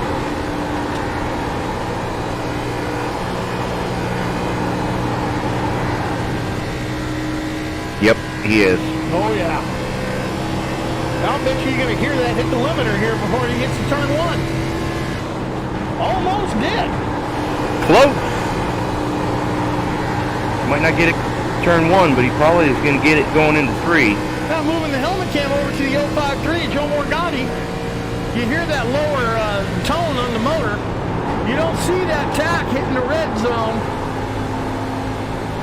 To be 100% honest with you, I like the gear selection that Joe put in for fuel mileage, but he has not been taking advantage of it because the tires haven't held up. So I think he missed on that, Mark. What do you say? I'm gonna have to agree with you on that one. It's one of those deals where you've got to play with it as much as you can during practice to kind of get a feel of what the long run's going to be. And you put a shock and spring package in that you know that you can jack a little bit of weight and maybe take a packer out or put a packer in if you need to. A spring rubber in or out on a pit stop to get you the adjustments that you need.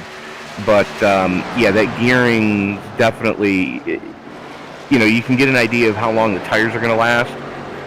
And if you can double stint tires, you put the lower gearing in. If you can't double stint a set of tires, forget it. Yeah, well now Alec Procellio is all over the tail of Joe Morganti. These were the two that we were talking about earlier on strategy. They're also the two who've been out there the longest on tires. Wow, look at the difference in the line that they're running across the dog leg. Yeah, Morganti holding that high line as Procellio just dives it down. Morganti ducks in behind him to try to get a little bit of drafting help.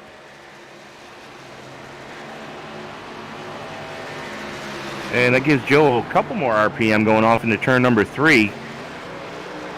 Hugging that low line to try to get the downforce on the car, too. And Sam Baumgarten is just checking out. He just is not concerned with what is going on back there. 7.5 seconds, and we did see it a little earlier at 8+ seconds. 7.5 right now between him and the second place running Mark Arthur. And then you got to go another 5 seconds back to find Dalton Kilrow, another 5 seconds back to find Alex Procellio. Where we have the closest battle on the track at the moment is Alec Procellio and Joe Morganti. Not to mention Alec Caron and his boss, Tex Perry. And James Grumpy Punch is doing his best to get up with Sam. He needs that lap back, and I can't really tell if he's catching on him or not. Nah, he's falling back. We saw Sam pass him up pretty... He passed him with a bit of authority in that pass. Grumpy doing all he can and keeping it out on the track. But everyone's riding it out, man, because, with this few cars left on the lap and the field spread out like it is, it's going to take some serious junk stepping to bring out that caution. But, like I said, it can come out. We almost just had one as Procellio caught the apron coming off a 2 and almost collected Joe Morganti. Luckily, Morganti was able to get away safely and get that spot back. So Morganti back up to 4th. Procellio is going to have to try to pass him all over again. Yeah, well, he's going to have to, Procellio is going to have his work cut out for him because the boss got around him, Al Caron got around him, and Nick Okia got around him. Thinking Procellio's having issues now. Oh, Procellio is the car out there. Procellio and Morganti are the cars out there with the oldest tires. Procellio, 22 laps on that set of Dr. Feelgoods on all 4 corners. You know he's got to be screaming, I want tires. But he's got to make it a minimum of 8 more laps before he brings it in so he can do it on just one more stop. I'm liking this Alec Caron. I haven't spoken about him before. I'm looking up he's from the Virginians. How is there's a driver in iRacing from Virginia that I don't know? That you'd have to explain to me. As a matter of fact, Alec Caron, when we ran the Charlotte 600, Alec Karen was in the split that Grumpy Bunce was running in the 600. Didn't have a good 600, we'll put it that way. And he's doing a nice steady move here right now.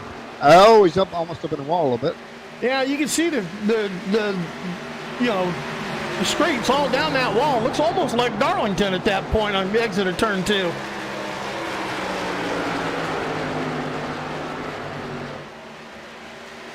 Yep, kind of watching that bunch right now because they're getting a little bunched up there. Yep, and that's the only bunch on the track that's making any racing. You got 4 cars around each other that close. Don't look now, but that's the boss, Tex Perry, on the outside, the 88, Alec Karen in front of him. And that is a lap car of Josh Stiles. He's trying to make it around. The boss is going around the hard way around Alec Karen. Nick Okia just got all sorts of loose coming off of 2. Okia killing on a ton of speed. The boss with a head of steam as he brake trains around the outside. Yeah, looks like the boss, Tex Perry, his car is coming to life at around 15 laps on his tires. Well, maybe the adjustments he dialed in as the track's cooling off. Checking that track temp right now. It is, wow, track temp is down to 88. Karen actually bumped the Aquila there a little bit, which let Tex around because they both slowed up, but now he's on by. Guess he was giving a little, hey, can I get through here? Tony, give everyone an idea of how much adjustment would you have had to put into your car between a track temp of 119 when we started and 88 where we are currently? Well, generally you're looking at about a 200-pound spring rate difference. If I was just setting up a car for a day race compared to a night race, you're looking at about a 200-pound spring rate difference in the rear, and probably between 2 and 3 inches on the track bar difference to get the car to rotate differently on the hot, slick track compared to the track that is now relatively cool. So as far as adjustments go, I'm moving that track bar as much as the simulator will let me move it, and I'm also jacking weight around. I'm actually putting rounds into the right rear to try to loosen the car up as the temperature starts to drop. Yeah, because grip level's coming up on a cooler track. Right. So what you're doing is you want to, as there's a spring compressor, basically, that's the best way I can describe it. On the rear suspension, there's a separate shock and a separate spring, and in the spring cup, the upper portion of the spring cup on both rear shocks, if you look at the back window of the car, you're going to see 3 holes. Those are both the 2 on the right side are for the one's for the track bar, one's for the spring adjuster. The one on the left side is for the spring adjuster on that side. So what I'm doing is I'm cranking down to put more preload into the right rear shock to loosen the car up, and I'm cranking up to take preload off of the left rear shock, as well as moving the track bar probably a good, depending on what the difference in track temperature is. As Oki had taken it pit side, getting it all crossed up, I'm going to be surprised if he doesn't get hit with a pit road speeding penalty. A little hot coming in, we'll see. But anyways, getting back to that track bar, I'm going to move it probably a good 4 inches or more. That is one hell of a big adjustment, folks. I mean, iRacing, we keep talking about it. It's not a game, it's a simulation, but it's something you can do at home yourself. Minimum investment in a steering wheel and set of pedals, and you can see what you need to do. As Nick Okia, looks like no penalty, 14.5 second pit stop, 4 tires and fuel, and he is gone. Now, here's the thing: is what I'm talking about. It might sound intimidating to somebody that's never done it, but there are leagues out there and there are series out there that are officially run by iRacing that are called what they call fixed setup, where everybody runs the same thing. What you're watching tonight is a little more of an advanced series, where these guys are allowed to tune on the car and make it fit their own driving style. And the thing is, with the NASCOM guys, for those of you who are iRacers out there, they're willing to share sets. And they're willing to take you under the wing and explain what each change does. How do you go about building a setup? What goes into it? What does this do? What does that do? How does it affect the car? And that's another wonderful thing about iRacing is you can fire up a test session, load a setup, make some changes, or make a change, go out and drive it, see how it does, make another change, go out and drive it. Is it better? Is it worse? Does it feel better? Does it feel worse? Is it faster? Is it slower? Go and back that change up, make a different change. It's a learning curve. It opens up the realm of engineering. It opens up the realm of education in auto sports. It opens up so many different things that you can do with the car. It's educational. It's fun. It's challenging, and it's something I recommend highly. iRacing.com. That's the platform. Go there and check it out. Absolutely, especially, parents, if you're listening and you have a youngster that's interested in auto racing and possibly pursuing a career as an auto racing technician, mechanic, whatever you want to refer to them as, this is a great platform for them to learn easily what adjustments do as far as the theory behind it. And sorry to step on you there, Tony, but leaders all pitting. Yeah, wholesale pit stops are starting to happen here. Sam Baumgarten's in. Mark Arthur's in. Sam Baumgarten down and away, 14.5 seconds. Mark Arthur getting 4 tires and fuel. He's going to be, unfortunately, in that 5 to 7 second range behind the leader again. The only way I see Mark Arthur catching Sam Baumgarten tonight is with a caution. Well, that he's got to get by Dalton Kilroe as well, who Kilroe just going pit side this time. Yeah, but Mark Arthur's coming out of the pits right now. Dalton Kilroe is in the pits, hasn't hit his pit stall yet. The boss Tex Perry is in, hasn't hit his stall yet. James Grumpy Bunce, he's out there gonna pick up a point for leading a lap. If he's the race leader. But to expand on what Tony was saying, if you could do the in-car shot, which a lot of people don't see, that is what you're seeing when you're driving this thing with your wheel. Which car are we looking at? No. When we say that we've got a camera on their helmet, that's exactly what the driver is seeing. Well, let's go look take a ride along with Mark Arthur. Let's go look at one and show people. Absolutely. That's what you're going to see. Pick up this simulation and drive. Right, and if you take a look, you can see that there's all the gauges right there. It has your tachometer, of course, but it also has your water temperature, your oil temperature, your volts. Some cars also show what your oil pressure is. So if you've got a problem, those gauges are going to tell you, and you'll understand what that problem is.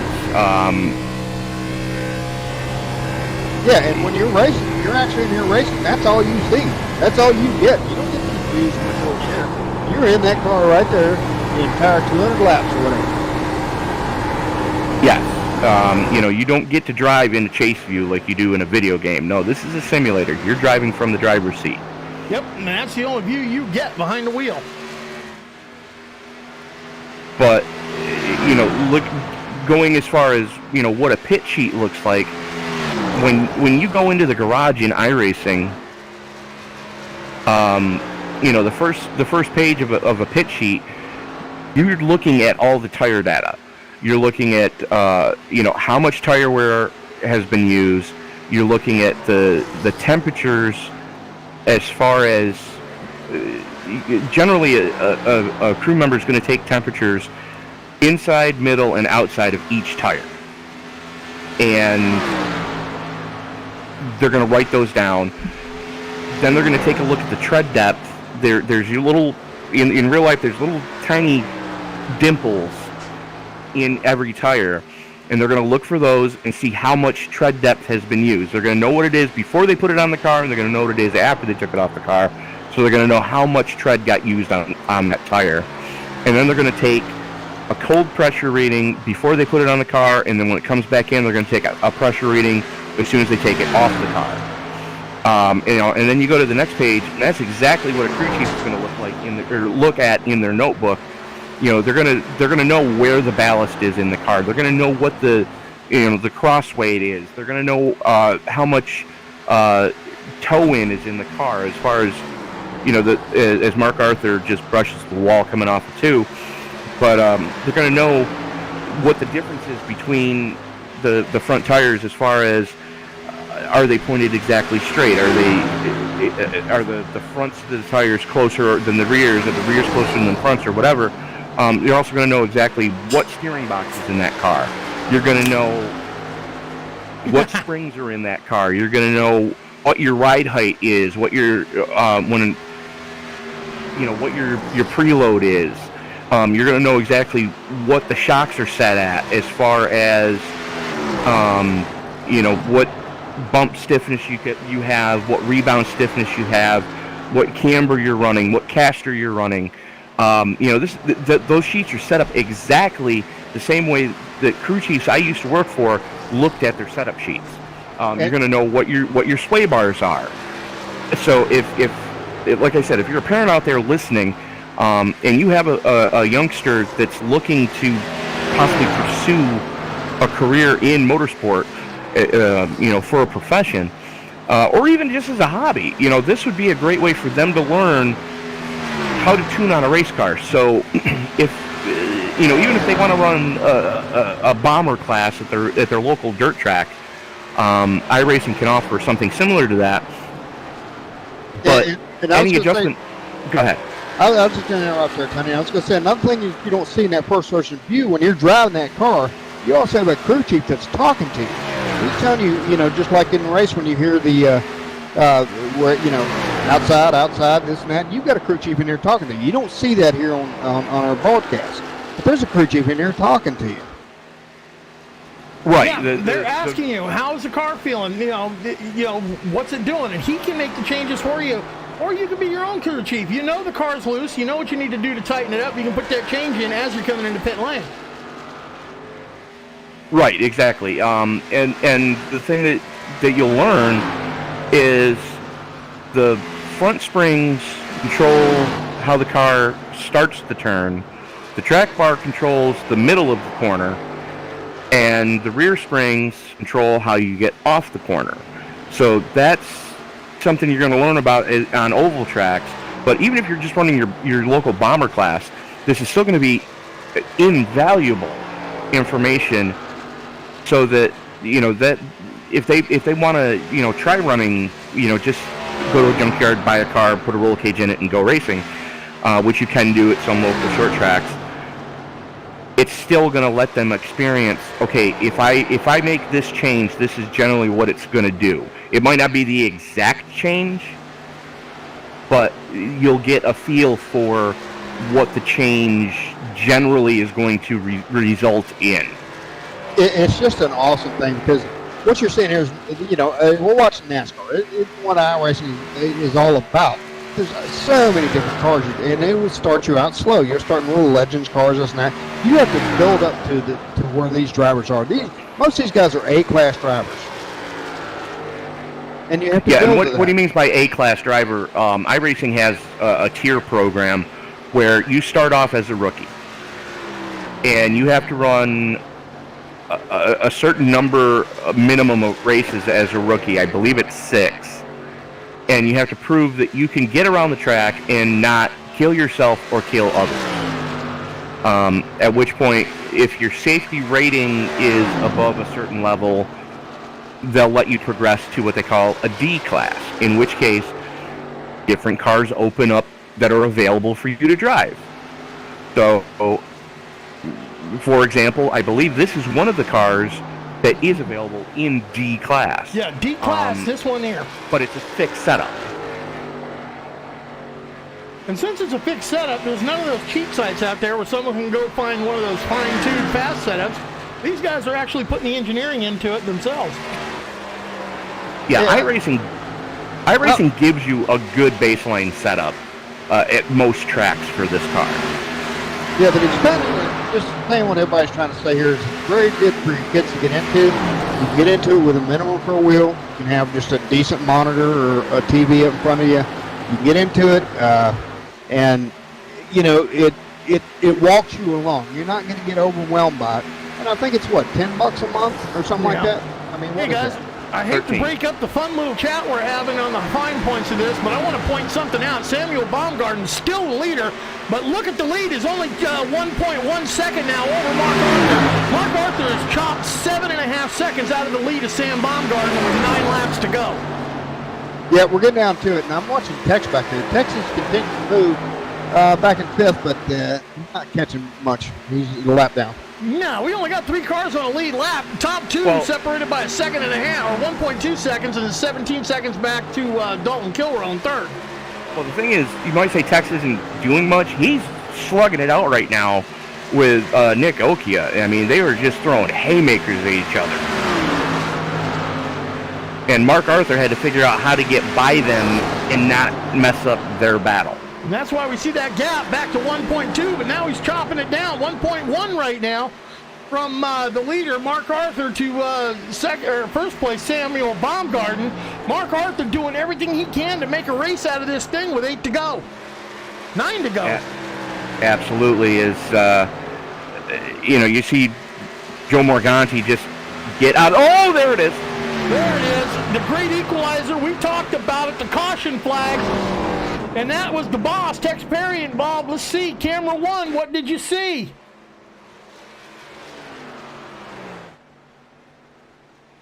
Not seeing anything at the moment. There we go.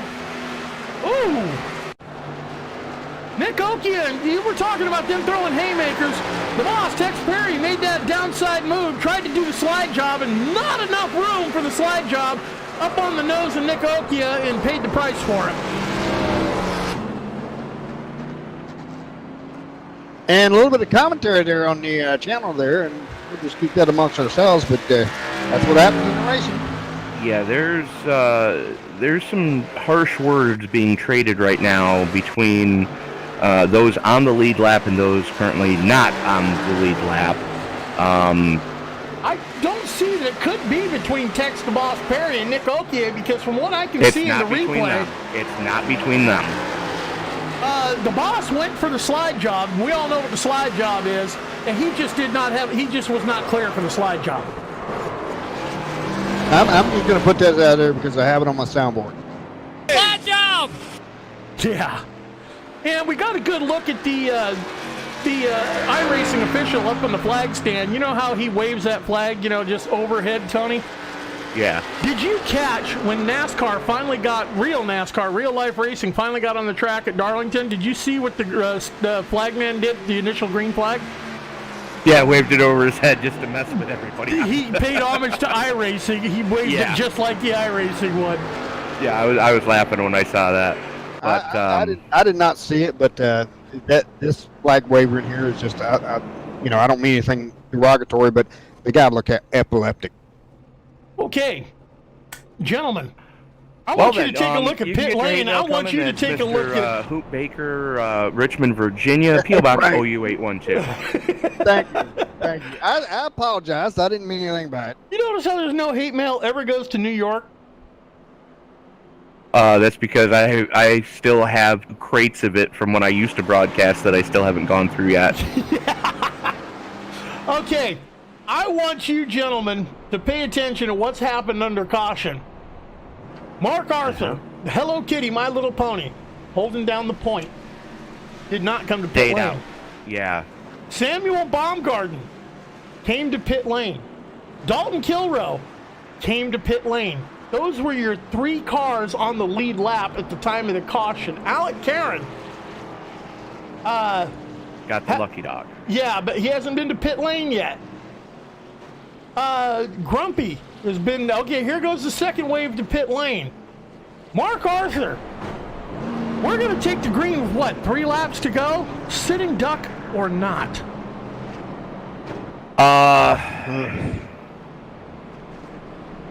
I just don't know. How many laps has he been out? He is 21 laps on those tires. Everyone behind him on the lead lap, fresh rubber. Now, by everyone on the lead lap, I mean the next 3 cars. If he can get out of there without spinning them out, and I mean, obviously everybody talks about blocking, but when you get to this point in the race, there's no such thing as blocking.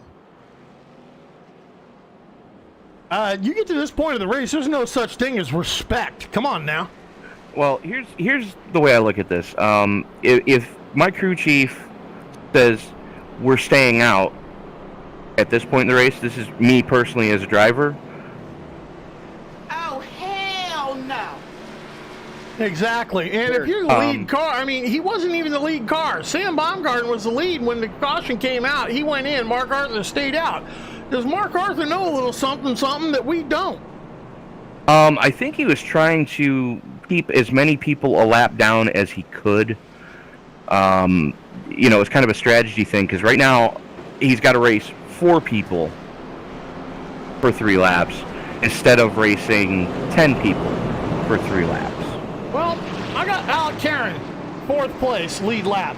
I got Dalton Kilroe, 3rd place, lead lap. Samuel Baumgarten, 2nd place, lead lap. And Mark Arthur going to fire off, looks like going to be on the outside as the lights are off in the Ford Mustang pace car. We're going to take the green on lap 198. That means we're going to come around, get 1 lap, 199. Then we're going to come around and get, so we got green, what checker. All I have to tell him is this. Calm down, take a couple deep breaths, everything's going to be fine. Yeah. This is going to be a white knuckle ride. 1 car, 22 laps on his tires, and the other 3 that are on the lead lap racing with him. Oh. Well, here's the thing. We all know what's going to happen coming to the green, because we've seen it time and time again. You've got, 20 guys with a Type A personality. It's going to be... Yes, it is. Alone at the snack bar! Yeah, they ask you to leave resorts in Hawaii if you scream Aloha Snack Bar. I'm just alone at the snack bar. That's all I'm saying. Green flag is out. Oh, Mark, my God. Did not waste a moment. Mark got a good jump. Mark Arthur got a big jump to the point. And, Mark Arthur scraping that outside wall, scrubbing some speed off. Samuel Baumgarten down to the inside. Mark Arthur regretting that fact he stayed out on them tires. Moved the 53 to the point. Hasn't cleared him yet. Looks like he's got about an inch to do it, and there it is. Oh! Mark Arthur into the back of the 53. Turns him. Both of them get turned. Both of them in the wall. Green-white checker finishes what we're going to have. And look who inherits the lead. Dalton Kilroe. That's a race. No, we have green-white checkers here. Oh, it is green-white checker. Okay. Yes, we're going to go. We have, I think, if I'm not mistaken, the boss has thrown unlimited attempts at green-white checker. Well, then. Wow. That was... Roll that beautiful bean footage, Byron. Let's see that again. Yes, camera 1, focus on Mark Arthur. Talk to me about that move that got made. Going back, instant replay. Mark Arthur, Samuel Baumgarten clears him by, well, he didn't clear him. I don't know who I could call that one on. I'm going to have to say it was just 2 cars trying to occupy the same amount of space at the same time. Watching the replay one more time, the Dr. Squatch machine of the 53, Samuel Baumgarten, goes low. And I don't think he was clear when he moved up in front of the 12 to block him. And that brought the caution out. Here's the thing, Byron. I just loaded up the footage from the chopper cam for you. I'm looking at a chopper cam, and Sam was go back to the chopper. And Mark just went in behind him. And I thought he thought Sam was going to be on, and he just ducked behind him. But Sam just wasn't moving as fast as he thought it was. That's basically what I saw. Yeah, but when you watch it from, go to focus camera 1 when you watch that, and you'll see that he moves up across the front end. I mean, from the chopper, yeah, it looks like there's space. But camera 1's going to show you that there was no space in between the 2 of them. Yeah, but what we're saying is that Sam was, he got past Mark and was moving. Mark got behind him and thought he was going faster and he could duck behind him, and it just, for some reason or other, Sam wasn't going as fast. Well, I'll tell you what. I'm going to focus on the nose cam from the Mark Arthur Hello Kitty My Little Pony machine. And yeah, you're right. That is a full-on racing incident. Samuel Baumgarten had space, got in front of him, and then for some reason lifted on the throttle, and Mark Arthur had nowhere to go. It's just sad all around, man. And that gets back to what we were talking about earlier about the bumpers being at different heights on these cars.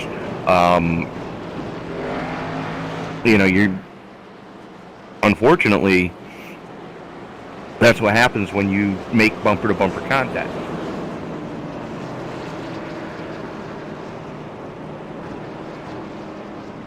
And unfortunately for Grumpy, he got a piece of that one, so he is not going to get the lucky dog. So, 4 cars in the lead lap.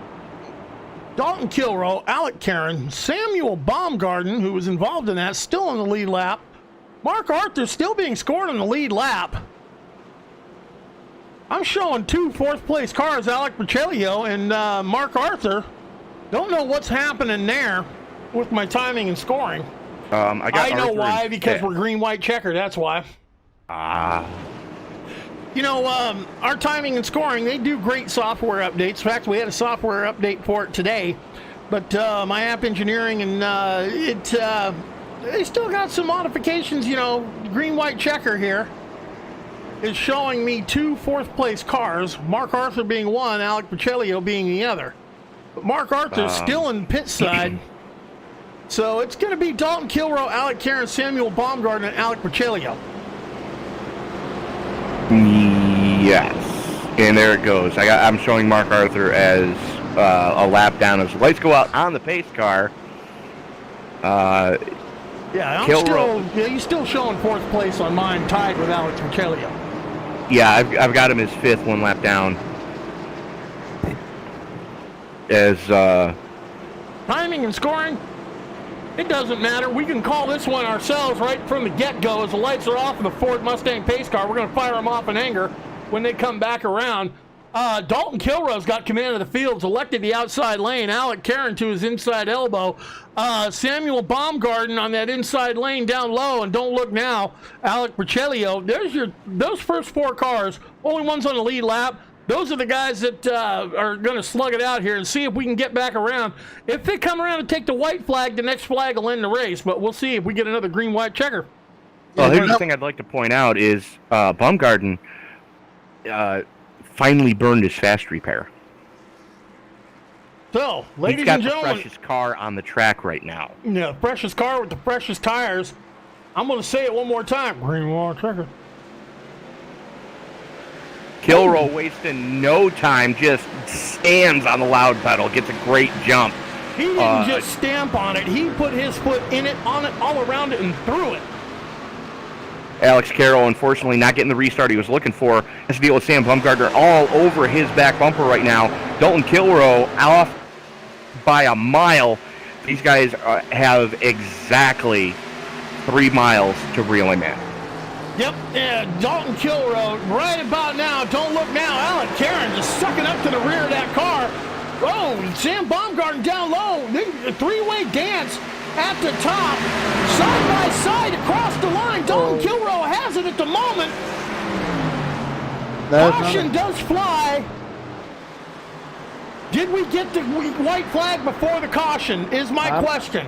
I'm showing you, well, that's going to be a question. Because right now I'm showing, yes, we did get the white flag before the caution. Nope, 3 laps to go. We're going to re-rack them and do it again.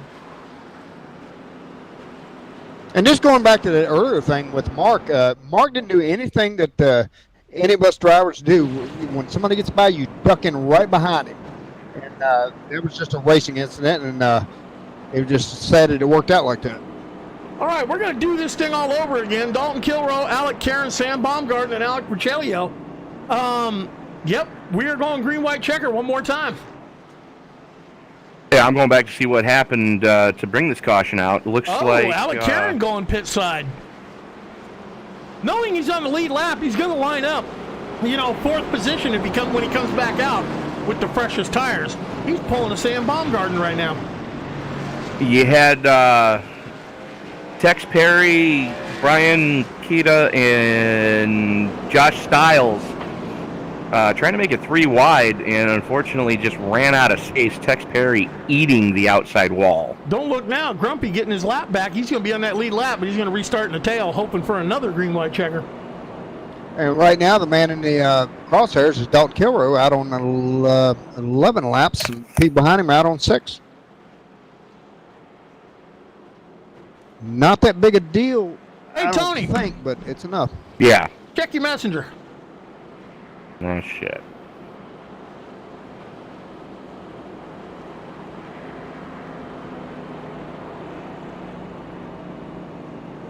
I think he meant Shiite.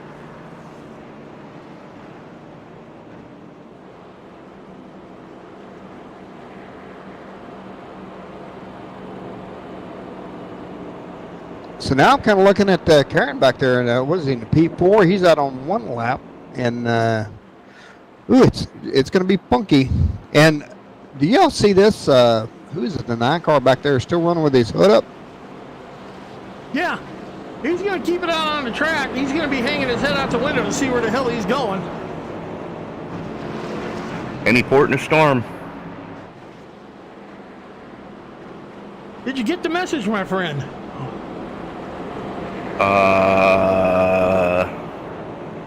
Hold on. Now you did.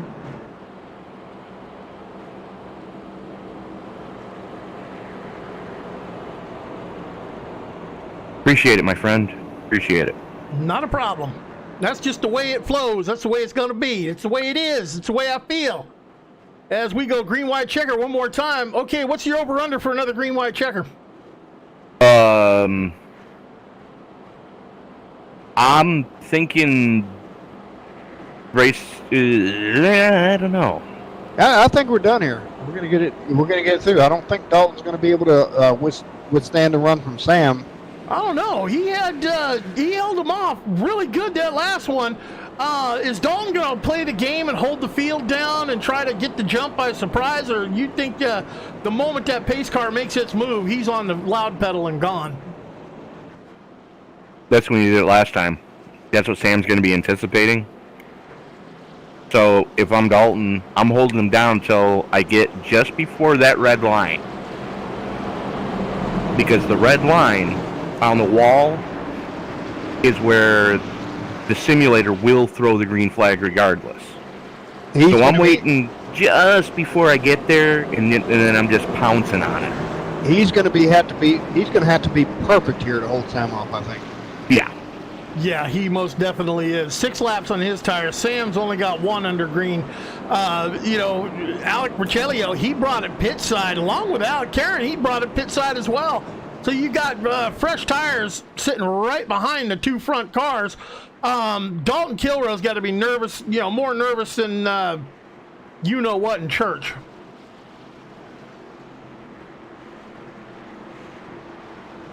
Well, Confucius say, men who fart in church sit in their own pew. Yeah. And I got a good meme of an airplane with a big cannon on it going pew, pew, pew, pew, pew, pew. Lots of pew. Heavy pew. No. That's when my cat farts.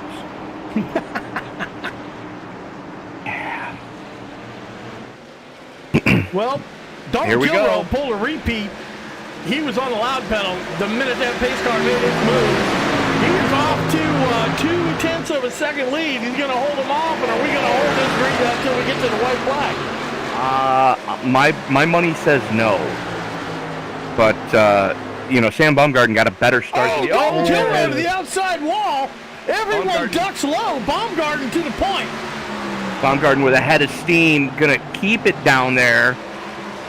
And here comes Vicilio to Baumgarten back to third. They're side by side. Banging fenders as white flag is out. Next flag is going to end the next flag will end it. Here we the go. races for second, third, and fourth right now. The races for second place, the Sam Baumgarten is checked out. Well, the race right now is definitely for second is Vicilio and Carlton going side by side. And don't look now, Grumpy's making a run at it himself. Well, that's why Grumpy is up there in points like he is, showing why he's there at the end of every race. Checker flag. Congratulations, Sam Baumgarten. Vicilio hanging on for second. Carlton, Caron for third. Kilrow able to hang on for fourth. Grumpy Bunts rounding out your I'm gonna tell him you said that. top five. You got to give that to Kilrow, though. He did the only thing he could do. He hung it out there, man, and slapped the wall. But what can you do at that point? He did exactly what he did, and finished with a what do you get? Third, Fourth. Yeah. There wasn't much else he could do other than that. You got to go. Yeah, when you gotta go, you gotta go. And normally I bring a third place car in to talk to us about it. And there he is. Let's see if I can grab him. He hasn't keyed his mic up quite yet. Alec Karen, 88 machine, third place, podium finish. Waiting for him to push the button on TeamSpeak so I can talk to him. Alec Karen, he's probably somewhere. He don't know what he's doing, so guess what? There he is, Alec Karen, your third place finisher in the Budweiser 88 machine. Dude, running around the top 10 all day. You got her done, third place. Tell me about your race. Yeah, we had a good day. Me and Firelight Motorsports finishing 2-3. It was a pretty good run for us. We got a wrench thrown in our setup because we thought it was nighttime, and it wasn't fun at the beginning. Yeah, it was starting to change. We watched the track temp start at 119, finished off about 85 there, Hoot. How did you make? How big of a swing did you have to take at your on-track adjustments?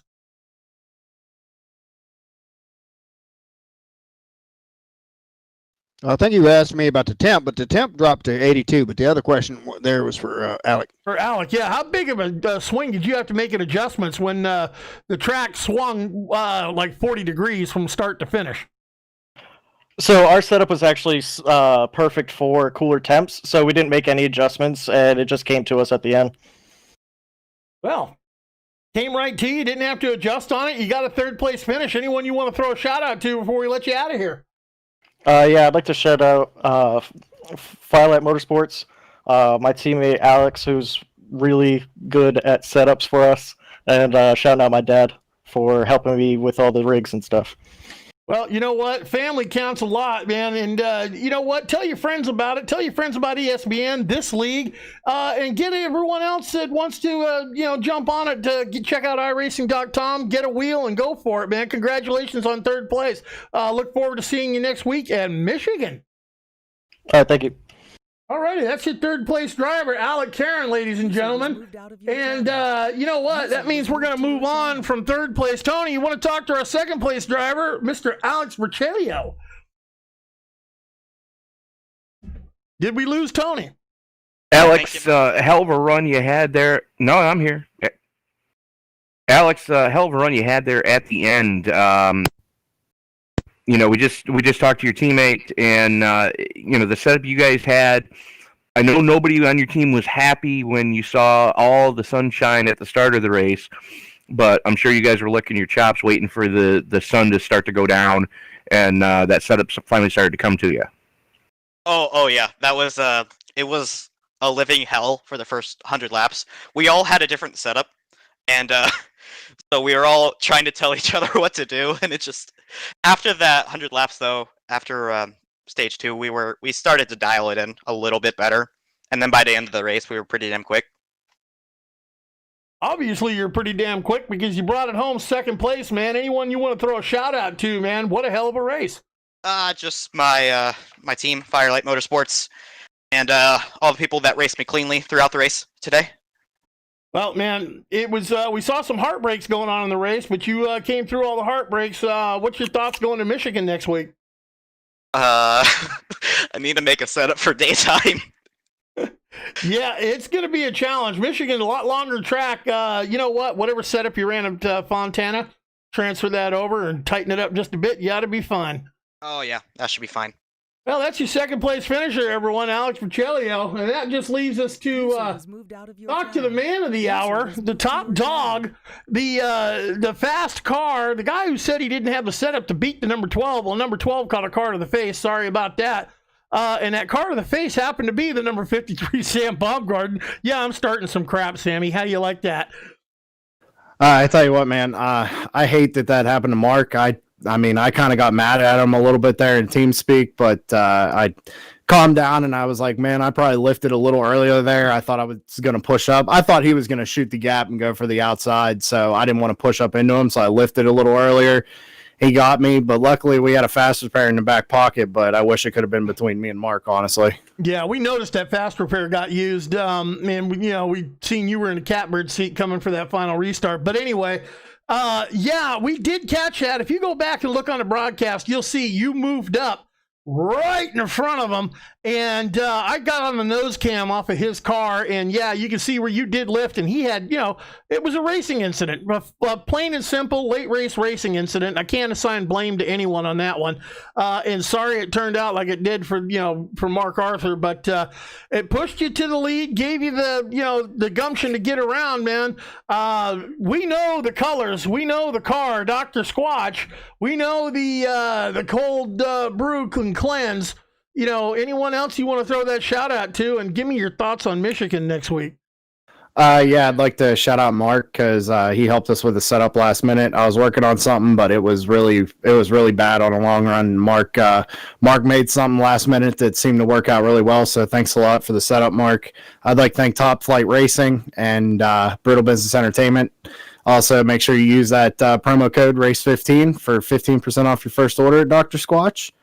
And Michigan, I don't know, man. It's one of them bigger tracks. It's all about being smooth. Hopefully we can bring something to the table.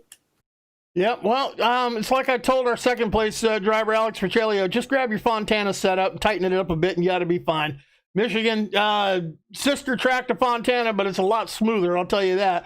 Congratulations on the win. That's probably going to shake up the points a bit. Mark Arthur was up on the top. You were in second. I think we're probably going to see a swap of first and second. We'll see what it looks like when we get to Michigan next week.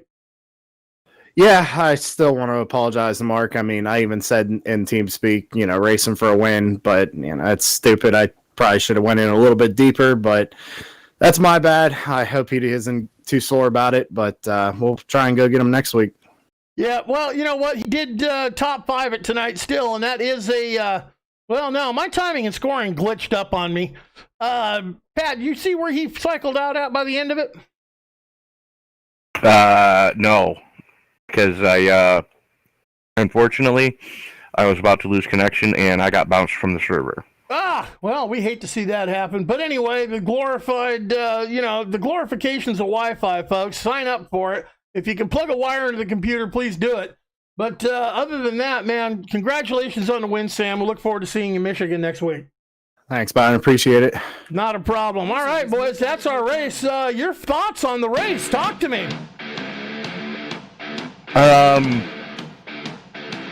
I was actually impressed by the level of talent that I saw tonight. There have been times where I've wanted to pull my own hair out with some of the guys in this league, but the level of talent that I saw tonight, Kansas is not an easy track to get around to begin with, and then you add the day-to-night transition that texts through at everybody. I'm nothing but impressed right now with the level of professionalism, the give and take that I saw, and just the low number of cautions that we saw all night. We saw four sets of green flag stops. Yeah, and that's an amazing thing. When you can see green flag stops in an online event like this, that tells you, especially in an open setup, that tells you the skill level and the care that these guys are putting into it. And you know what? We're going from Kansas, wide 1.5-mile track, to a wider 2-mile track, a lot faster, high speed Michigan. What's your thoughts on that, Tony? Michigan is one of those wild card races, in my opinion. Sometimes you get a really good race at Michigan, and other times you'd rather watch paint dry than watch a race at Michigan. You've got the high speeds, but the only thing is, those high speeds can also lead to high-speed crashes. Yep, and we're just going to have to see what happens with that. The third voice joining us in the booth tonight, our color guy, our guy on the ground, Mr. Hoot Baker. What's your thoughts on the end of the race coming from Kansas? Listen, I only got here with the last 100 laps and all, but what I saw, like I say, everybody drives just like we expect them to, absolute professionals. That was a hard track to drive, made harder by, like Tony said, the temperature dropped 20 degrees during that race. And that kind of messes up everybody a little bit, what everybody's doing with their setups and all. We saw a lot of cars bumping the walls out there, this and that, caused a few wrecks. I didn't see anything where everybody was driving like an idiot or anything like that. And when I did see the wrecks that weren't up into the wall, it was just racing incidents. So, you can't fault that race. I loved it. Actually, Hoot, from the initial green flag to the time the checkered flag finally flew, the temperature dropped almost 40 degrees. Wow. That was a lot more than I saw, but I was watching it the whole time. And again, like you said, it was that affects things, but not so much in here as, I just don't know. I chose to stay out of this race tonight because I did not want to be an issue in there because I knew I would probably have caused more wrecks in there tonight.